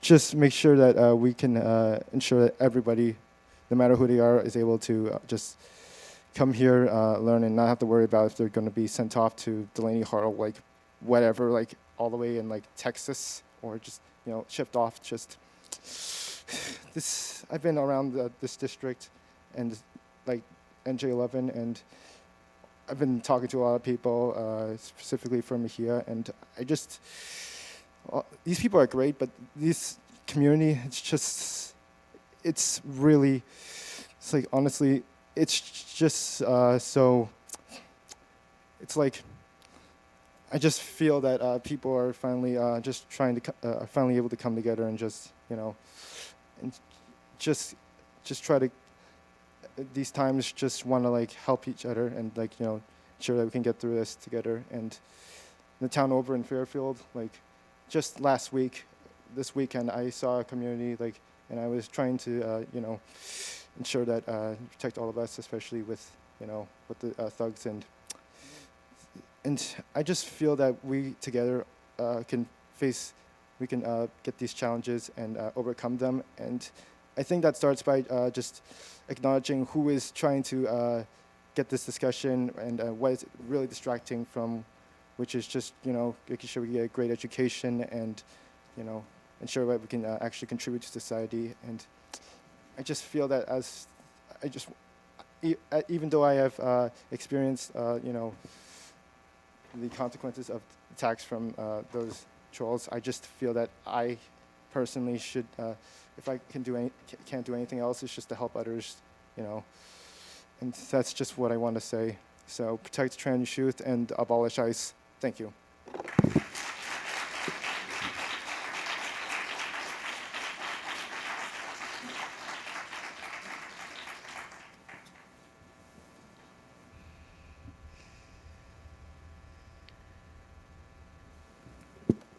Good evening. My name is Nolan Shankman, and I'm currently a senior at the high school here. And as a kid growing up, I was raised like half Jewish, half Christian, raised both ways. And while I wasn't very religious in that sense, it was always stood out to me that what was supposed to be one half of me was underrepresented in most conversations. Christmas and Christianity was always the bigger conversation, and a part of me felt sort of guilty about that Hanukkah didn't get as much representation in those conversations. And while this is vastly different from the minorities that are being in question right now of who should be getting representation, it's that same feeling of a part of me felt underrepresented in the community. And it felt like there was something that I should be doing, or I could be doing, to try and bring more awareness to that, even at that time. And in elementary school, when I went to Cedar Hill, we didn't have any electronic sign. That wasn't a thing yet. But we had something called Holidays and Traditions Day, where we learned about Christmas, Hanukkah, Diwali, and Ramadan. And that was always something I really enjoyed, just being able to learn about the different traditions, the different experiences that all these different cultures went through. And through the same time, 90% of people only know and only hear about Christmas. And there's so many other holidays and other traditions that are important for people to understand.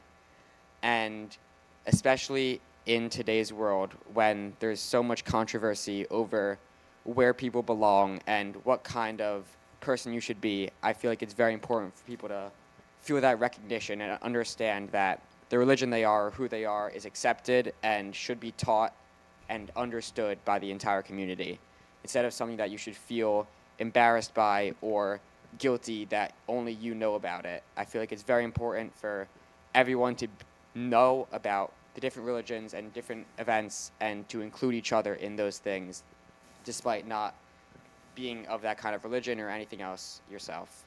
So, like most of the other people here, I am very opposed to the proposal that is going on right now.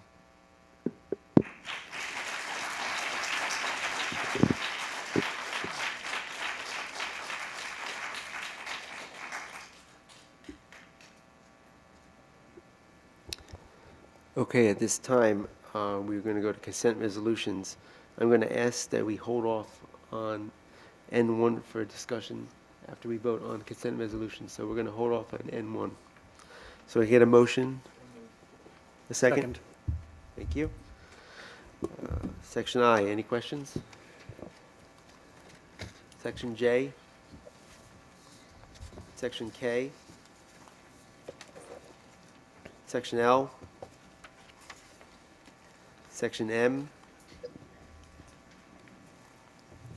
Section N2, that is the second reading, the adoption from the previous policies. Section, can we get a vote? Dr. Modrak? Yes. Mr. Palma? Abstain on the minutes from March 24th, yes to everything else. Dr. Cordolino? Yes. Mrs. Fano? Yes. Mr. Petrosino? Yes, abstain minutes March 24th. Mr. Rappaport? Yes. Mrs. Smith? Yes. Mrs. Zuckerman? Yes. Mr. Daughtry? Yes on everything except M1 and K1.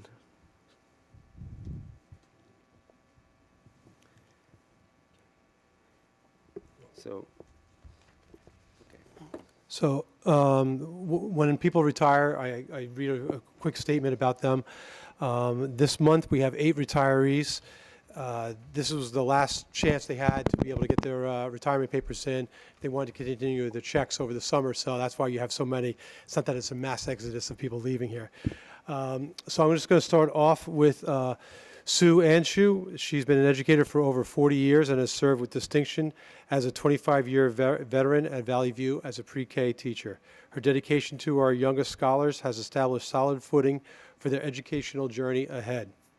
As one of her team members has noted, with daily doses of fun, her lessons are crafted to reach all levels with an unmatched love and compassion she has for the art of teaching. Ms. Sue has built lasting relationships with students, parents, and colleagues. Her warm and caring demeanor and her exemplary professionalism will be missed by all. A veteran speech therapist and special education teacher of 26 years, Jana Feinstein has served with distinction at Valley View for the past 5 years.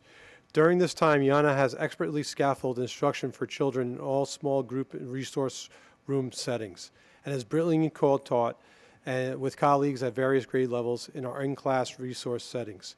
She is able to quickly inspire her students to be active, supportive members of their learning community. A consummate and dedicated professional, Jana has been an asset to Valley View and will be greatly missed. Number 3, Pat Pillay served at the Woodmont School community with unwavering professionalism for 13 years as a paraprofessional. She constantly displayed a cooperative spirit and a deep commitment to student growth. She demonstrated strong educational instincts, supporting instruction with clarity, patience, and an ability to meet students where they were willing to help them move forward with confidence. Colleagues valued her as a dependable team member who approached every task with positivity and a willingness to collaborate. Her legacy is reflected not only in the students she supported, but also in the collegial culture she helped strengthen. Number 4, Eddie Pimienta leaves an enduring 27-year legacy as both a trusted paraprofessional and a valued member of the Woodmont School community. She brought a unique perspective and a deep personal investment to her work as a former Woodmont parent, always putting students and families first. She was especially instrumental in supporting our Spanish-speaking population, serving as a bridge for communication, understanding, and inclusion. Her compassion, cultural insight, and unwavering commitment have made a lasting impact that will be felt for years to come. Number 5, Linda Pikowicz has been in the business office for 11 years. Over the years, she has adjusted to various jobs within the office with grace. Recently, she has been the district's receptionist, greeting the public and with professionalism and warmth. Linda will be greatly missed, but we wish her well in her retirement. Next is Eleanor Klinger. She prepares to retire, and we recognize her dedication to the health and well-being of every student and staff member who walk through her door. Her calm presence, compassion, and professionalism made her a trusted resource for students, staff, and families alike. She went far beyond her role, serving as the head district nurse, providing guidance to fellow nurses, leading monthly meetings, ensuring buildings were adequately staffed with substitutes, and handling countless other responsibilities. Her impact on the Montville Township School District will be felt for years to come, and we wish her well in her well-deserved retirement. Michael Fedorchik started working for Montville in June of 2001 as a night custodian at the Hilldale School. In April of 2008, his job performance and skill set enabled him to take the talents and transfer to the maintenance team. Besides his daily duties, he has spent many hours, both day and night, plowing snow, preparing for graduation ceremonies, and assisting in occasional emergencies. His abilities, energy, and personality will be greatly missed. And last, since the beginning of her tenure as the educational technology teacher coach in 2012, Dr. Andrea Van Buskirk has served our district with distinction. Over the past 14 years, she has kept our schools at the forefront of innovation, ensuring that our students and staff remain equipped for the evolving digital world. Throughout her career, Dr. Van Buskirk maintained the district's instructional technology resources and leading pivotal initiatives such as Google Classroom Pilot. We are deeply grateful for her tireless dedication with the professionalized coaching she has provided at all grade levels. We wish her very well and the best in retirement. Thank you. Thank you. At this point now, can I get a motion for N1? Second. Thank you. Discussion? Okay, I'll start. Okay.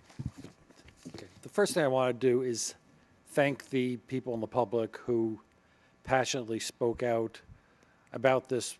No matter which side you're on, I think it's important that we continue to have respectful and productive discussions between the public and the board. And I thank you for doing so in a respectful and calm way. I know here in Montville, we've always been very proud of our culture of diversity and inclusion, and I don't see anything changing that way. I think there seems to be a misconception that this policy is somehow going to change what goes on in the schools, and this policy has absolutely nothing to do with what goes on in the schools. It in no way prohibits the district or schools from running and promoting their own events, including seminars, programs, including things having to do with cultural diversity, inclusion events. And I have no problem with those going on the billboard, because our billboards should be used to promote what we're doing in the schools. And these are important things. You know, it's one thing to have on the billboard February is Teen Dating Violence Month, or September is Youth Suicide Prevention Month. It's another to actually do something about it and have programs and have instruction to our students that educates them and the public. And I think we're going to continue to do that. I hope we continue to do that. And I hope we continue to advertise those. What this policy is about is signs. Signs are, I think, the best way we have to get people to see what's going on in the district and that they're underutilized. I think we should spend more time on our signs talking about things like student achievement, team achievements, individual achievements. Yeah, notifications and deadlines, they're great. But if you look at this agenda here, look at all these wonderful things our students did. I'll just even throw example. I think we had, 11 kids in high school, 9 in middle school made, region chorus. But that's the type of thing that should be going on the boards. Now, one thing I have a problem with the policy, and this is what I want to talk about, is if you look at section 3, subsection 4, it says current content shall be strictly limited to the following standard school business categories, and it says district events, dates and times for athletic events, theater performances, and concerts sanctioned by the board. And look, I love sports, concert, and theater as much as anybody, but I think that's too restrictive. I think we need to expand that to include things about cultural, educational, informative things that we're doing as a district to not only tell the public what we're doing, but to help the public put them in the right direction, say whether it's violence, college applications, drugs. We have programs like this. And things like trips, art exhibitions. Last year we had an art exhibition in the high school. Displays of student talents open to the public, inductions, dances, special nights like bingo nights, district or school-sponsored informative events like drugs, dating, violence, college application tips, and yes, cultural and diversity events. I saw Artie here tonight. I know she went to Woodmont.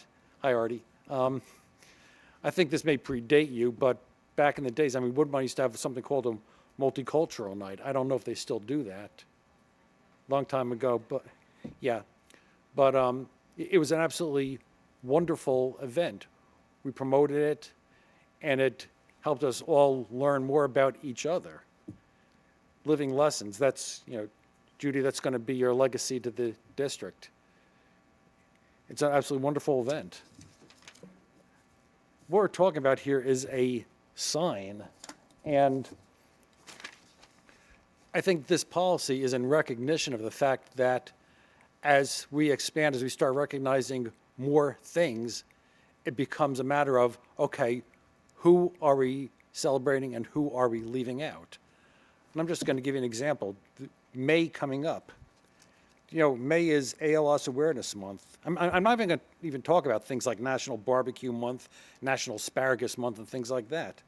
ALS Awareness Month, National Apraxia Awareness Month, Asian Pacific American Heritage Month, Better Hearing and Speech Month, National Blood Pressure Education Month, Borderline Personality Disorder Awareness Month, National Brain Tumor Awareness Month, Celiac Awareness Month, National Chamber Music Month, Cystic Fibrosis Month, National Foster Care Month, National Get Caught Reading Month, Haitian Heritage Month, National Inventors Month, Jewish American Heritage Month, Lupus Awareness Month, National Lyme Disease Awareness Month, Melanoma and Skin Cancer Awareness Month, Mental Health Awareness Month, National Military Appreciation Month, Neurofibromatosis Awareness Month, Older Americans Month, National Stroke Awareness Month, National Wildfire Awareness Month, National Water Safety Month, and that's 1 month. And I've left half of them out.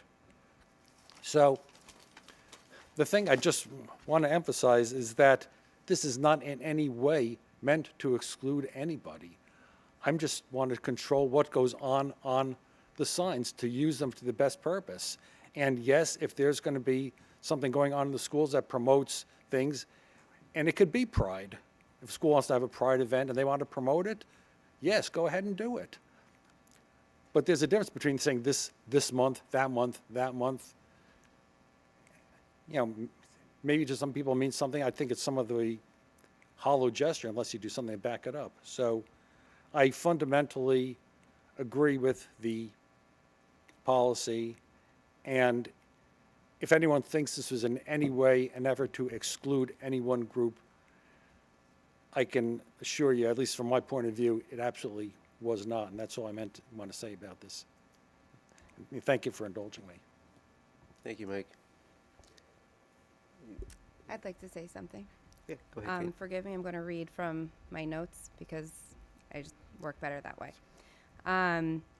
When I was an educator, one of my main goals was to make sure all of my students felt safe in the classroom.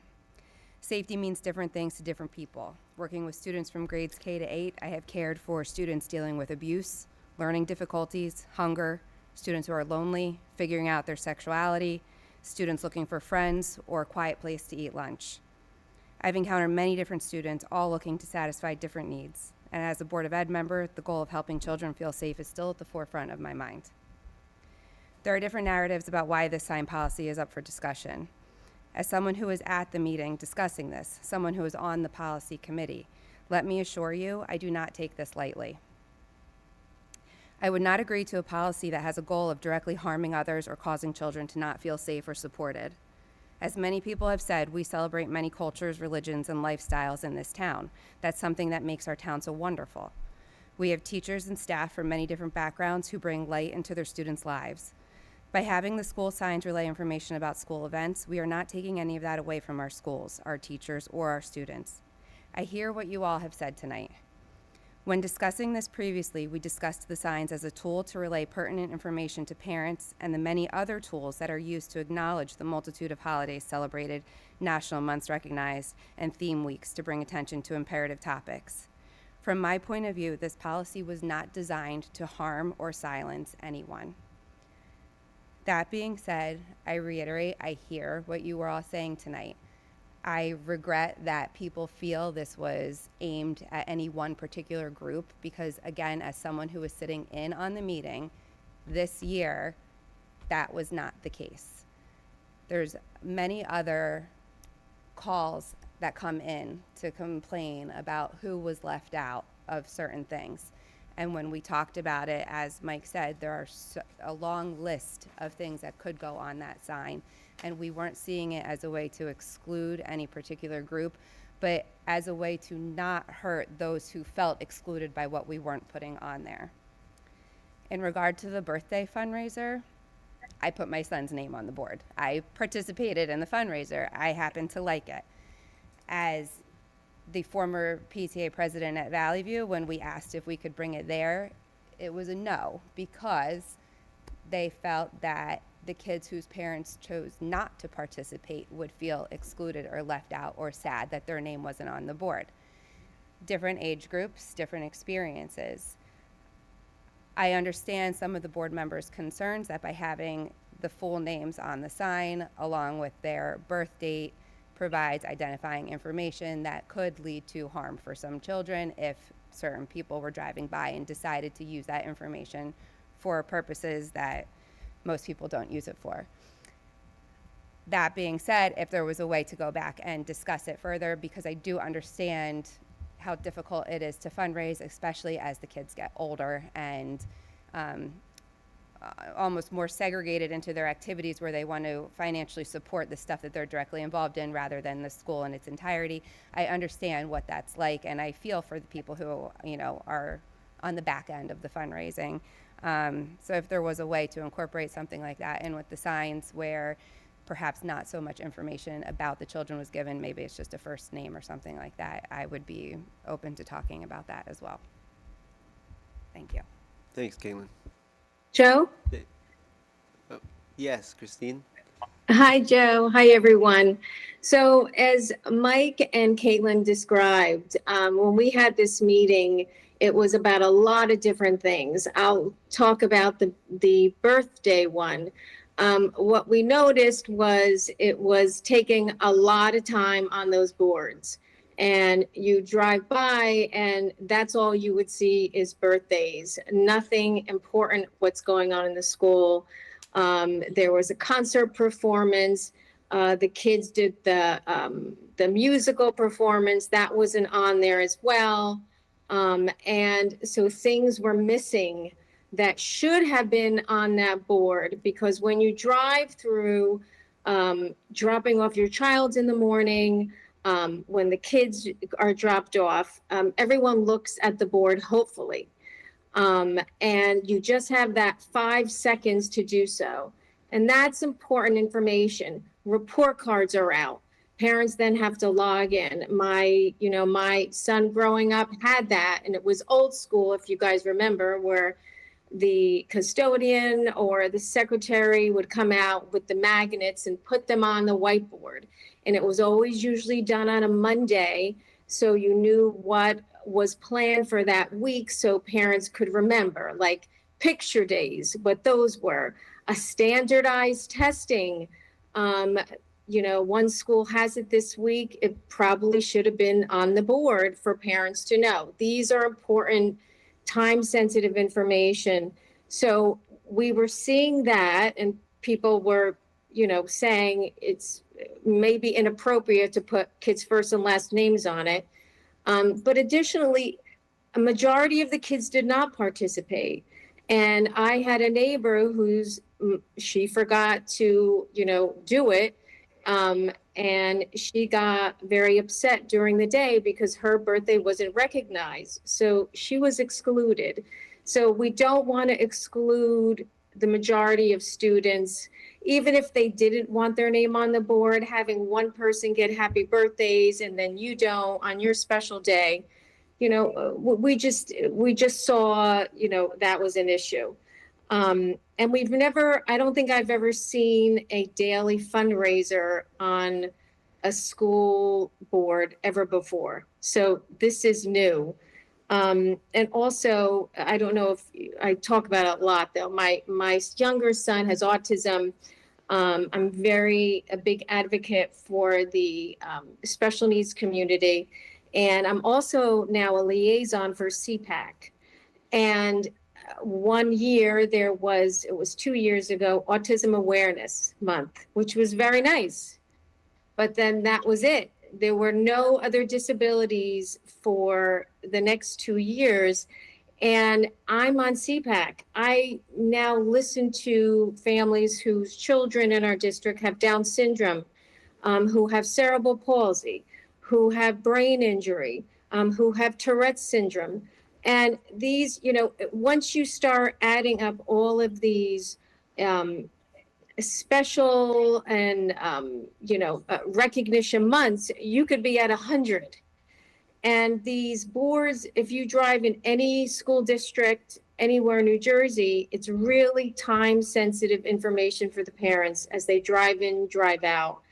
And messages also were on for long periods of time, and it took up space. And this is just an important tool for the building principal to have. So those are really the reasons why. We really didn't want to exclude any group, no matter how big they were. We wanted all the kids to we wanted to be inclusive and to everyone. I hope that's helpful. So I spent some time trying to wrap my head around and understand why this policy came out of the policy, committee. And I appreciate my colleagues giving the additional context here tonight, because I do respect and hear what you're saying. That being said, in general, I think school board policies are an important part of us effectively managing our district, and I felt comfortable with the policies we've adopted in the past. I'm proud to be a member of this board for many reasons. And just like no individual is perfect, no school system, no school board is perfect, but I know in my heart, my colleagues who've served with me on the board and our district's administration have worked hard through the years to make our schools the best they can be. I don't think that this policy accomplishes that, and I think it does the opposite. For many years during my time at Cedar Hill, I was the person who was out there in the freezing cold, putting on the old sign, the letters when you had to dig in the box and putting them on. Right. Then I was very proud to be part of the fundraising initiatives that helped us purchase the electronic signs throughout the schools. The other signs had limited capabilities and different purposes. I think part of the challenge here is that people are still thinking of it in that way. Back when those signs were in practice more, you didn't have the ability to communicate about all of those events. You didn't have the weekly newsletters. You didn't have the website. It was important back then for those signs to clearly have every event. Parents did rely on it. I would argue that these new signs, I was excited about the possibility of these new signs, and I've been excited to see how the district successfully implemented different ways to approach the new signs. I appreciate that there's a lot out there to recognize. I hear the concerns that I think, were part of the decision to do this. I think it's important to understand some things that were said today. I think that I acknowledge and I appreciate and I agree with that these recognitions highlight the beautiful fabric and diversity of our community, our country, our world. We have students in our schools who feel seen and supported when they see signs like this. And it's not political, and it's a difficult decision to decide what to do, but it's important to ensure that all of our students in these schools are represented, protected, and educated. Ultimately, I don't believe the administration was asking for this policy, right? I believe this is not something the board needed to delve into. They weren't asking for this. We pride ourselves on the quality of our schools and our administration, right? I trust our administration to manage this. We've seen firsthand how they navigate sensitive issues with professionalism, with compassion. Why are we coming out here with this restrictive policy, which in some ways is telling our administration, we're going to do this better than you. We don't trust you to do it the right way. Why don't we give them the opportunity to hear different viewpoints, get constructive feedback, and then trust them to do what's right? If we, want to give feedback, there's ways to do it, conversations to be had, but to just come forth with this restrictive policy, I just don't think that's where we need to go right now. I don't see the benefit of it. I see the negatives of it. I respectfully ask my colleagues, if they're hearing different perspectives, to consider rescinding their support for the policy, thinking of different ways that this could be addressed, thinking of the good ways we could come together as a community, not doing restrictive policy, and I cannot support it.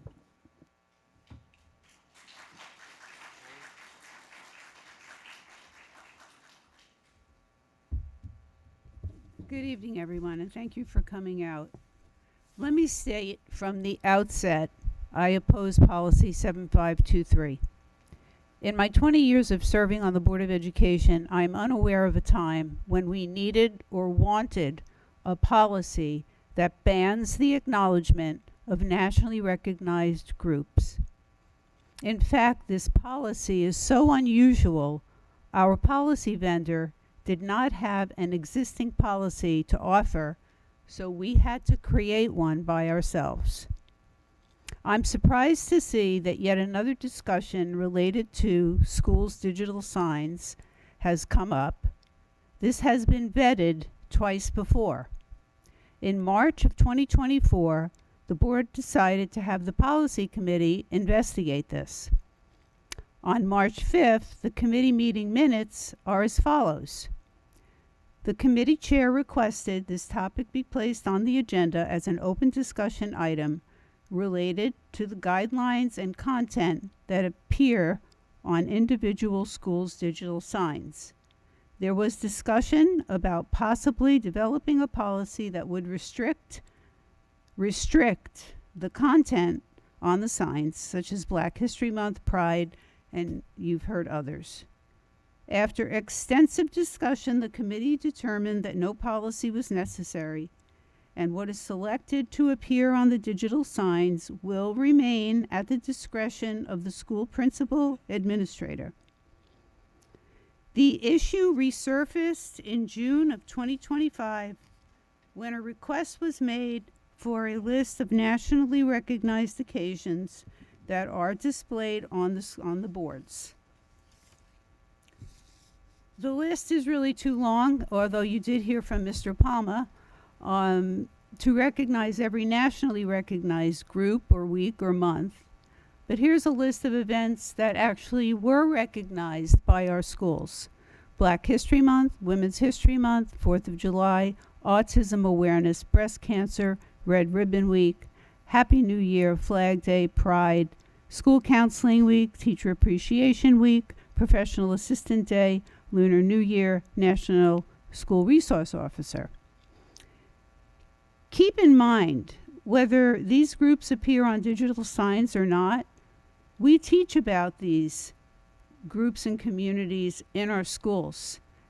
They are part of our community. We recognize them because we believe that all students in our schools should be represented and safe.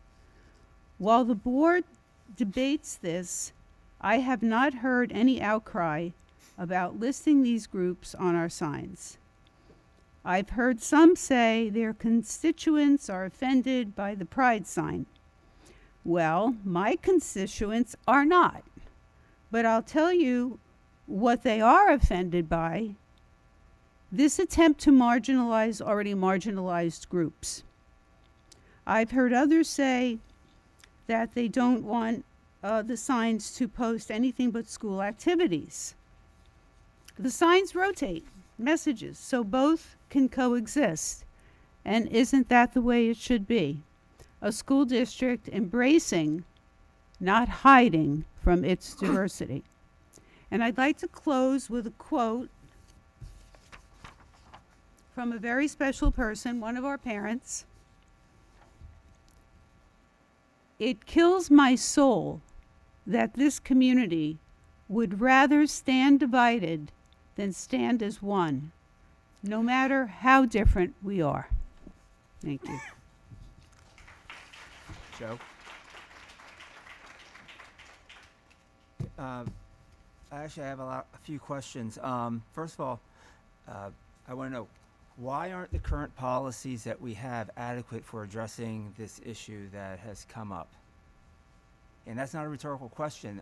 Whoever wrote this policy, authored it, did what, supported it, I would appreciate an answer. Why aren't the current policies adequate for this issue?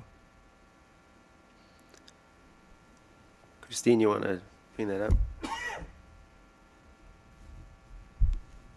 Somebody? I don't believe there is a current policy that addresses it at all. That's my recollection of it. No, but why aren't our current both policies and administrative procedures adequate for addressing this issue? I get anyone from because there is none, I think, is the answer to your question. I don't see why not. I mean, we haven't had. I mean, how many complaints, Dr. Gorman? How many complaints have you received on this particular issue? I get a handful. I get a handful each year. A handful. Yeah. A few. Okay, and we have a lot of people who obviously disagree with that. But okay. Then I've got some other issues with this. One, I would like to point out that many members of the public did make a good point about how this policy seems to be in conflict with our stated district mission goals. But also, looking at Section 3, Number 4, district events, dates, times for athletic events, theater performances, and concerts sanctioned by the board. And I had a particular issue with those last 4 words, sanctioned by the board. This is micromanaging. This means this policy requires that everything that goes on that board comes to this board for approval. That's what that says right there, sanctioned by the board. Okay? And number 3 above, district sanctioned awards. Okay, that means we have to decide that. That means we have to micromanage the district. And I'm against doing micromanaging of the district.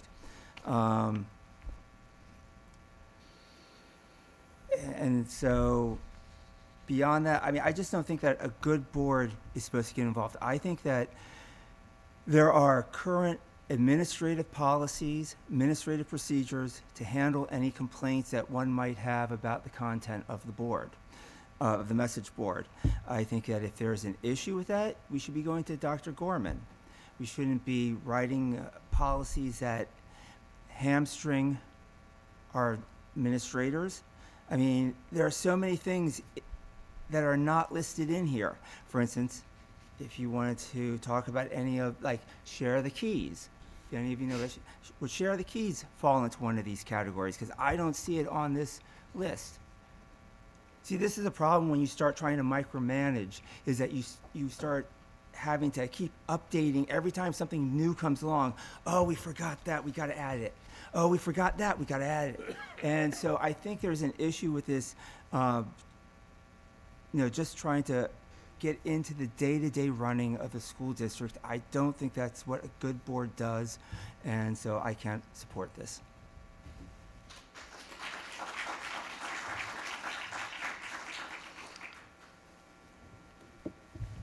I just want to make sure, this thing says sanctioned by the board that Dave was talking about.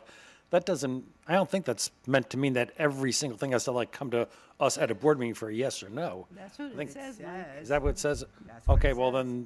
then, okay, that wasn't the way I interpreted it, but maybe that needs to be changed, because that wasn't my intention. You're a lawyer. You know how to read these things. Well, to me, sanctioned by the board means sanctioned by the district, but. No, it says by the Okay. board. And even if it meant sanctioned by the district, it would still have, every single thing would have to then fall back to the district, fall back to Dr. Gorman. Doesn't he have better things to do at this time than No. review the message boards? No, they have categories, but yeah, just one thing I wanted to say, just in response to something that was raised by, I think, Caitlin and Christine about the birthdays. Just this is kind of a different category. Here's the problem I have with the birthdays, and I'm not against doing something where we could keep the fundraiser, but here's where that gives me problems. That we have, Matilda Corn Popper, who lives at 6500 Pennsylvania Avenue in Montville, and goes to, Mikey Sherrill Elementary School. And she graduates from 5th grade, and they put the sign on her property, congratulations, Matilda Corn Popper, the picture of it. So now everyone knows that Matilda Corn Popper lives at 6500 Pennsylvania Avenue. Then she goes to Lazar next year, and April 28th, happy birthday, Matilda Corn Popper, so people can say, okay, I've been monitoring this. So we know where she lives. We know she was in 5th grade last year, so she's probably in 6th grade this year, which means she's probably just turned 12, so her birthday's probably April 28th of 2014. And I know this is a totally different issue, but I'm just wondering, is this really a good idea? I think maybe we need to do something to make it so it's, maybe if you said Matilda C. or the birthday month or something like that. I just don't know if it's a good idea putting kids' first and last names and their birthday on a school board. But I'm sorry. The public does not get to speak now. Wait, can I? The public doesn't get to speak now. The only thing I Mike would like to, my thought is, I don't think we need this policy if that's a concern to address it. I think it could go through the administrative process and those concerns could be addressed. So that would be my, response to that, is that I don't think this policy is the answer.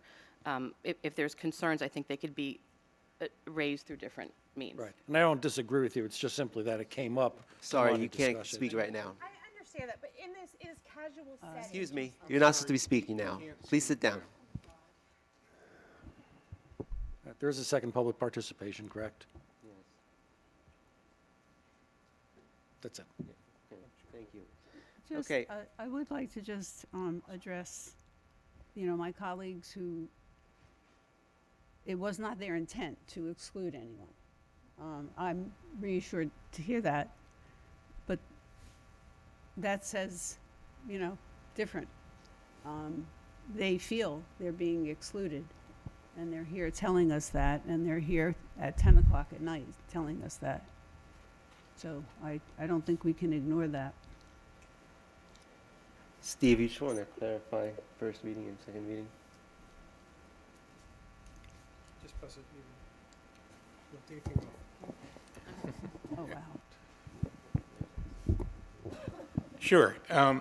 Policies require 2 readings. This is the first reading. At a future board meeting, most likely the May board meeting, this will be on the agenda for second reading. At that point, it could be amended if people think particular language is unclear or inappropriate. At that time, someone could move to amend. This is really a way to move the policy on to a vote which would enact it. That would not happen tonight. Joe? By the way, I would just like to say Karen is absolutely right. We may try to craft policies that achieve a certain goal and not realize the unintended consequences of those actions. It's very important for us to hear from the public about that furthermore, I just want to clarify something earlier. The public is allowed to ask questions. We don't have to answer right away. We wait until the public is done asking questions, and then the superintendent can answer, or you can answer, or the attorney can answer. But we are allowed to entertain questions, but we just reserve the time to answer them to the end.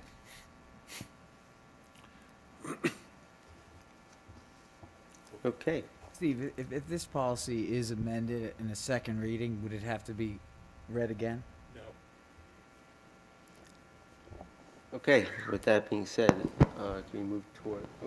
Yeah, I'll just real quick. I want to just comment because this is tough for me. You know, I hate to be the fun police or take anyone's feeling good away from them, or any celebratory right that they feel that they have. But I want these boards to be used for their best use. And I just think, you know, whether it's happy, whatever, isn't that use. We have so much going on in these schools that can be achieved and celebrated. And these, whether they're holidays, political things, there's too much going on that on the boards that might be divisive. And we you know, like Mike said, that there's, if something's going on in the school, which all of these things are going on in school, different groups and different things, if they're having events, they can be celebrated on these boards. And I think that's more important, to get out messaging, and for the principals and the administration to be controlling what's on these boards and not, you know, other groups. And Joe, can I say one thing as well? One of the things that I know I discussed was that when students' names are on the board, those should be earned recognitions. We have so many students who've earned awards and so forth. Their name should be on the board, as well as staff. When I see staff recognitions of awards and our students, it's amazing. So those boards are very special. And if a child's name is on there, whether it be just a first name or first and last name, it should be earned. It shouldn't just be their parents paying money. That's not what those boards were ever designed for anywhere. Those are for quick information for parents that they need to know for that week or the week after, including performances that the kids participate in, including just 8th grade graduation events, things of that nature. We really need to stick to that. We had that for many years, and the last few years it became something very different. And it's, you know, in our conversation, pride never came up. That was not in our committee meeting at all. This is really looking at the best interests of all the schools, making sure no religious group was left out and everyone was included. So I just want the public to realize that this is something for all the students. We have thousands of kids that we all have to educate, and so that is why. Thank you. Okay, at this point, I would like to put, go ahead. Thanks. So I heard a lot of information from everybody on the board, and it's everybody's, you know, got the right perspective on this. They want the signboard signs to be focused on our schools and be supportive of the children and their education. With that said, I did write down, I think, about 4 areas where I think I'd like to make amendments. I'm not prepared to make an amendment right now. I just want to think about the exact wording and stuff like that. So I just want to just let the board know that I probably would write up some amendments, send it to the policy committee for consideration in preparation for the second reading. just because I do think there's a couple of things that can be made better in the policy. Thank you, Mike. So at this, Yeah, just saying, I mean, we've heard a lot tonight.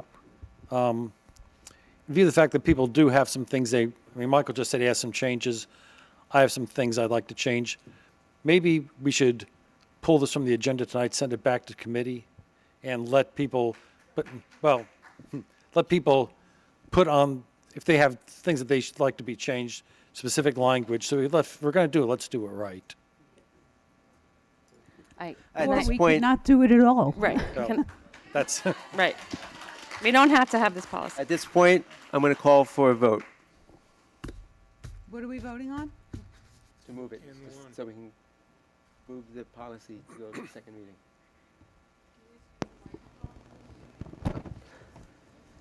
I'm calling a vote to move this to second reading. Roll call. Dr. Modrak? No. Mr. Palma? I'd like to see it go back to committee for some reworking, so I'm going to say no. This doesn't mean I'm necessarily going to be against the policy, but I would like to see some reworking, so I'm going to say no. Dr. Cordolino? No. Mrs. Fano? Yes. Mr. Petrosino? Yes. Mr. Rappaport? Yes. Mrs. Smith?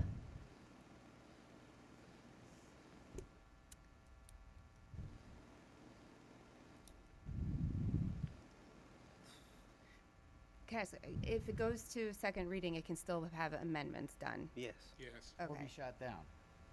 What? All right, yes. Mrs. Zuckerman? No. Mr. Daughtry? Yes. It passes.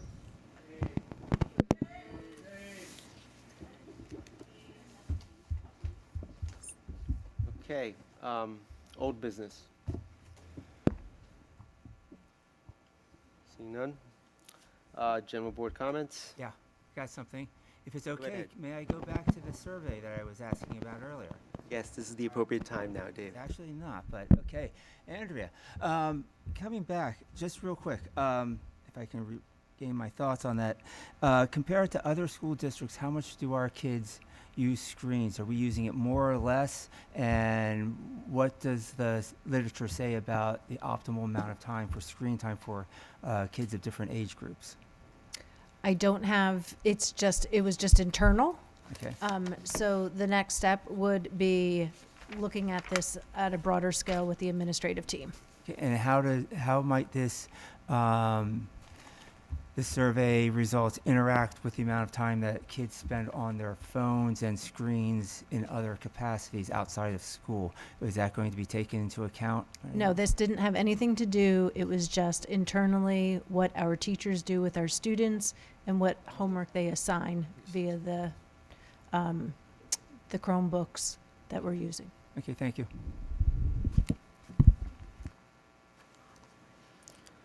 Any other comments?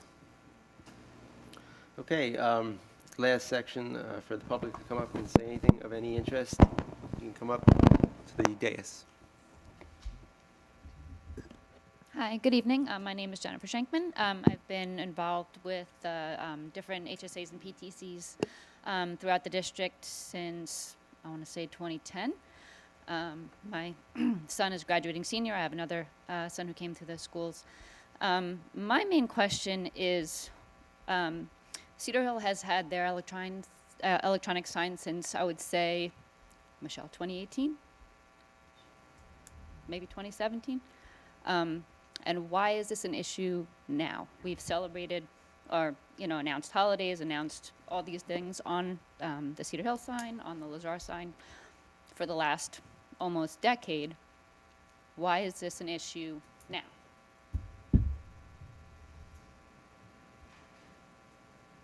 Somebody, No, elaborate it's on- still about public comments, so you just make your comments, and then we'll take them into consideration. All right, thank you.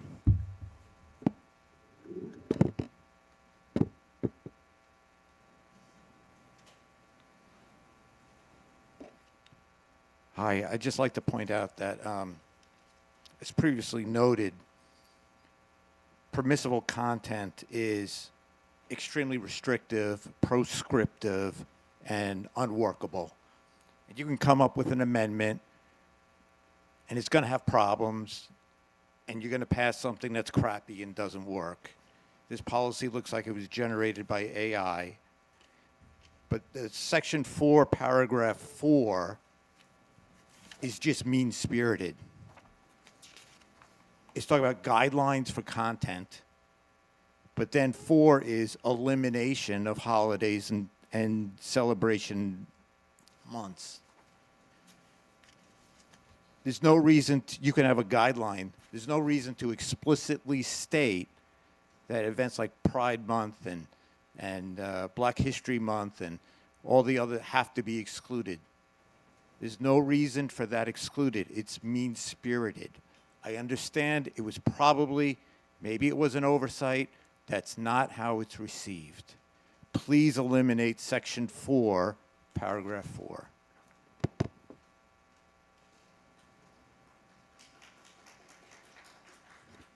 Thank you for giving me the opportunity for a few more comments. I'm probably the only person in this room that actually has knowledge of how the board works. I program messages on the board. The birthday messages run for 8 seconds. That's it. So if there's 5 birthdays on any given day, that's 40 seconds. There's plenty of time if you're driving to Lazar, dropping your kids off, to see any other messages that could be programmed for the day. So by your example, if there are 15 things that month that deserve celebration, run them all. If there's 30 things that month that deserve celebration, run them all. There's plenty of time. This message board runs for 24 hours a day. Run everything. I don't see the harm in being more inclusive. Let's celebrate everything that's worth celebrating. And the other thing I want to say is to the people who showed up tonight, thank you for using your voice for good. I'm so proud to be part of this Ms. community Piper, with Ms. you. Piper, you have to address the board. I'm sorry. You have to address the board, yeah.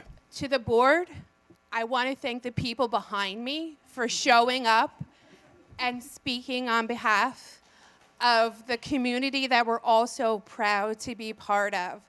I have never been so proud to be part of the Montville community as I am right now. I've been brought to tears.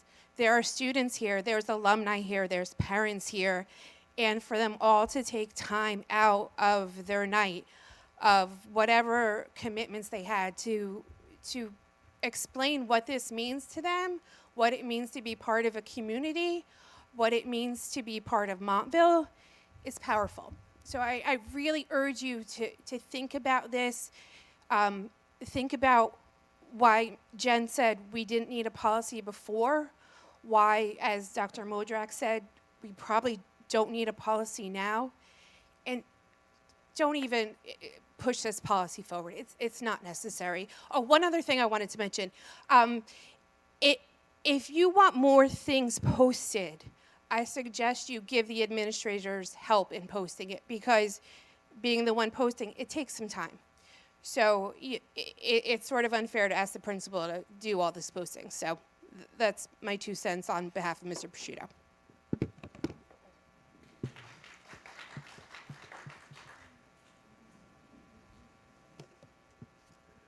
I'm normally never vocal. My name's Lisa Patel, and I'm the treasurer at Lazar.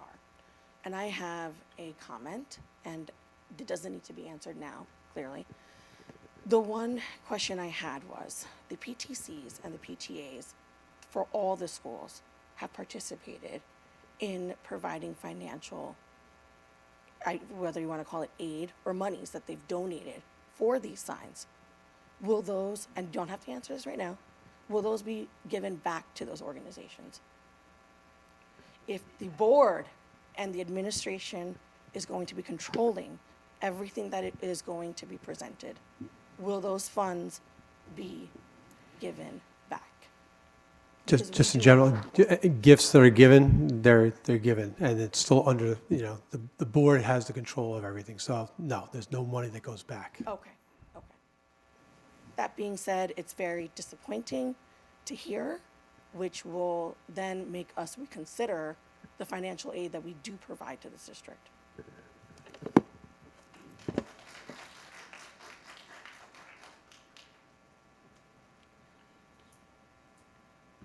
Hi, Sherry Schwartz again. Just for clarity, so Dr. Modrak said we can ask questions, but I was told I could not ask a question. Can somebody just, am I allowed to ask a question? You could pose a question, but Oh. the board does not have to answer. We could choose depending on what it is. Okay, so thank you for allowing me to ask this time. So if you choose to answer, if members of the school are asked to participate in a program, so for instance, at Lazar, often Lazar students cross the street and participate in a Veterans Day program, right? Is that something that, if this policy goes through, is that something that's allowed to be on the board? I'm going to ask the question, and if you'd like to answer, I'd love to hear it. Just real quick, I think that's what Mr. Palmer was asking, the differentiation between, recognizing Veterans Day versus it's part of the program. They want people to know what's going on with the students. So that's something that he brought up as wanting further clarification. But as it's written right now, if there's a program that Lazar students or high school students or any of the other two schools that have these signs, if those students participate, is that something that would be allowed on the board?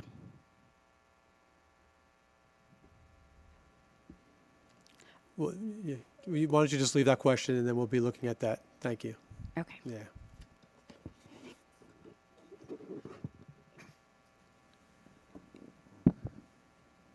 Just as a general board comment, I just want to say that's the type of thing that I was looking to have the thing go back into committee for, to clear up things such as that. That was my point.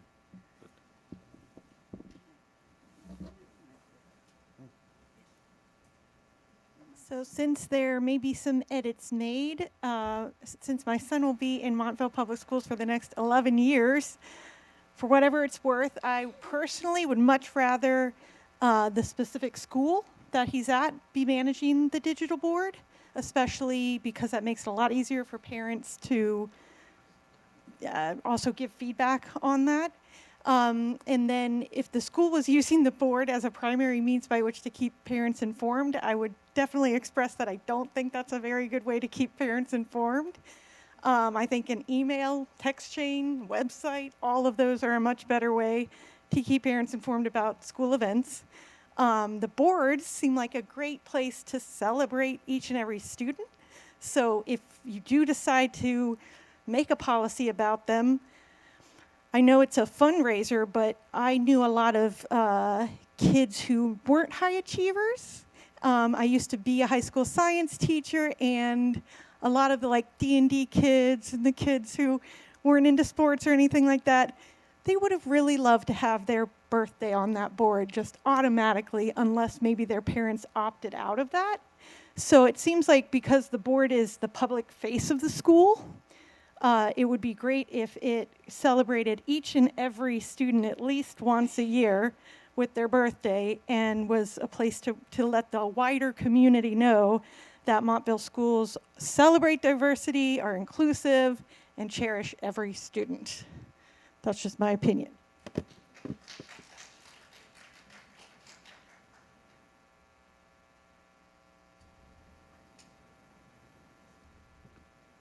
Nolan Shankman again. I just have two quick things. One of them about the birthday comments about privacy reasons. Obviously, it's a big issue of privacy on the internet, but also being a high schooler, senior right now, obviously I have social media. I think that any predator trying to find information about a student could find their age and their birthday and their full name on any social media account in 10 seconds if they wanted to. Obviously, it's a problem that their name might be posted at the school, but I don't think that that's a real threat compared to every other power that they have on the internet.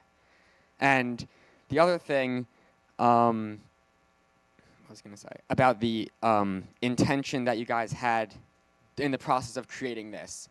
You mentioned that Pride Month was never brought up in your meeting. You mentioned that this was always meant to be more inclusive, but I might be the only person that listens to these, but every year we get taught about harassment, intimidation, and bullying in homeroom. And the biggest principle they say is the intent doesn't matter, it's the effect on the person that matters. So I could try, even if I'm making a joke to someone who I think is my friend, if they take it as I'm being hurtful to them or hurtful to their culture, who they are, that's what matters, not what I'm trying to say. So I'm sure, benefit of the doubt, that you guys had all the right intentions in mind. What's more important is the effect it has on the minority groups that are possibly being left out with this new change.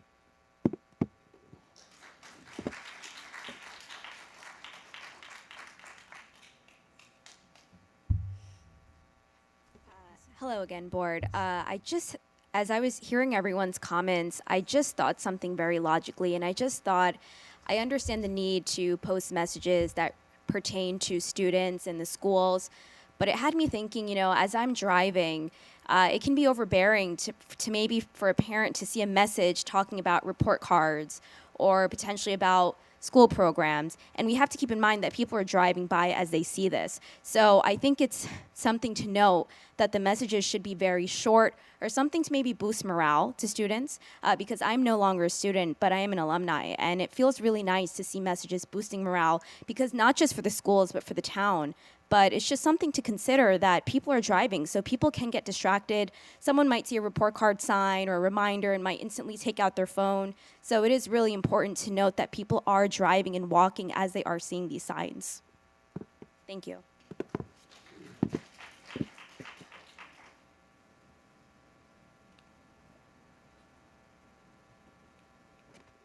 Hi, Kevin Chen once again.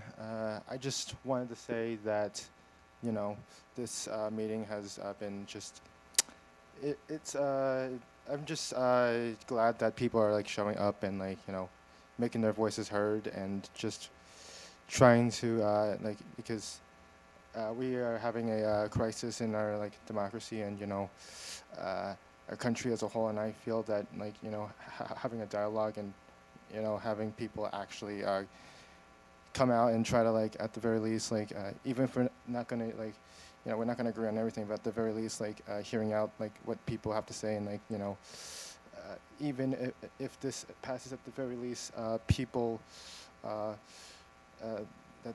that people here who have spoken out regardless where they're from, at the very least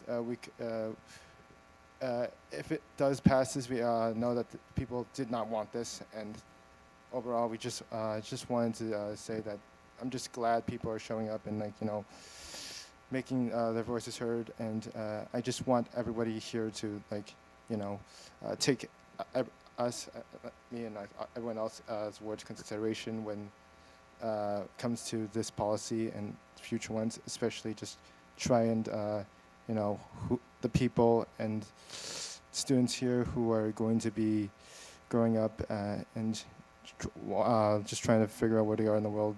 Just want to show them that that this is what community really looks like, and overall just want to make sure that everybody has a place, and just to show that they can make a difference. Thank you.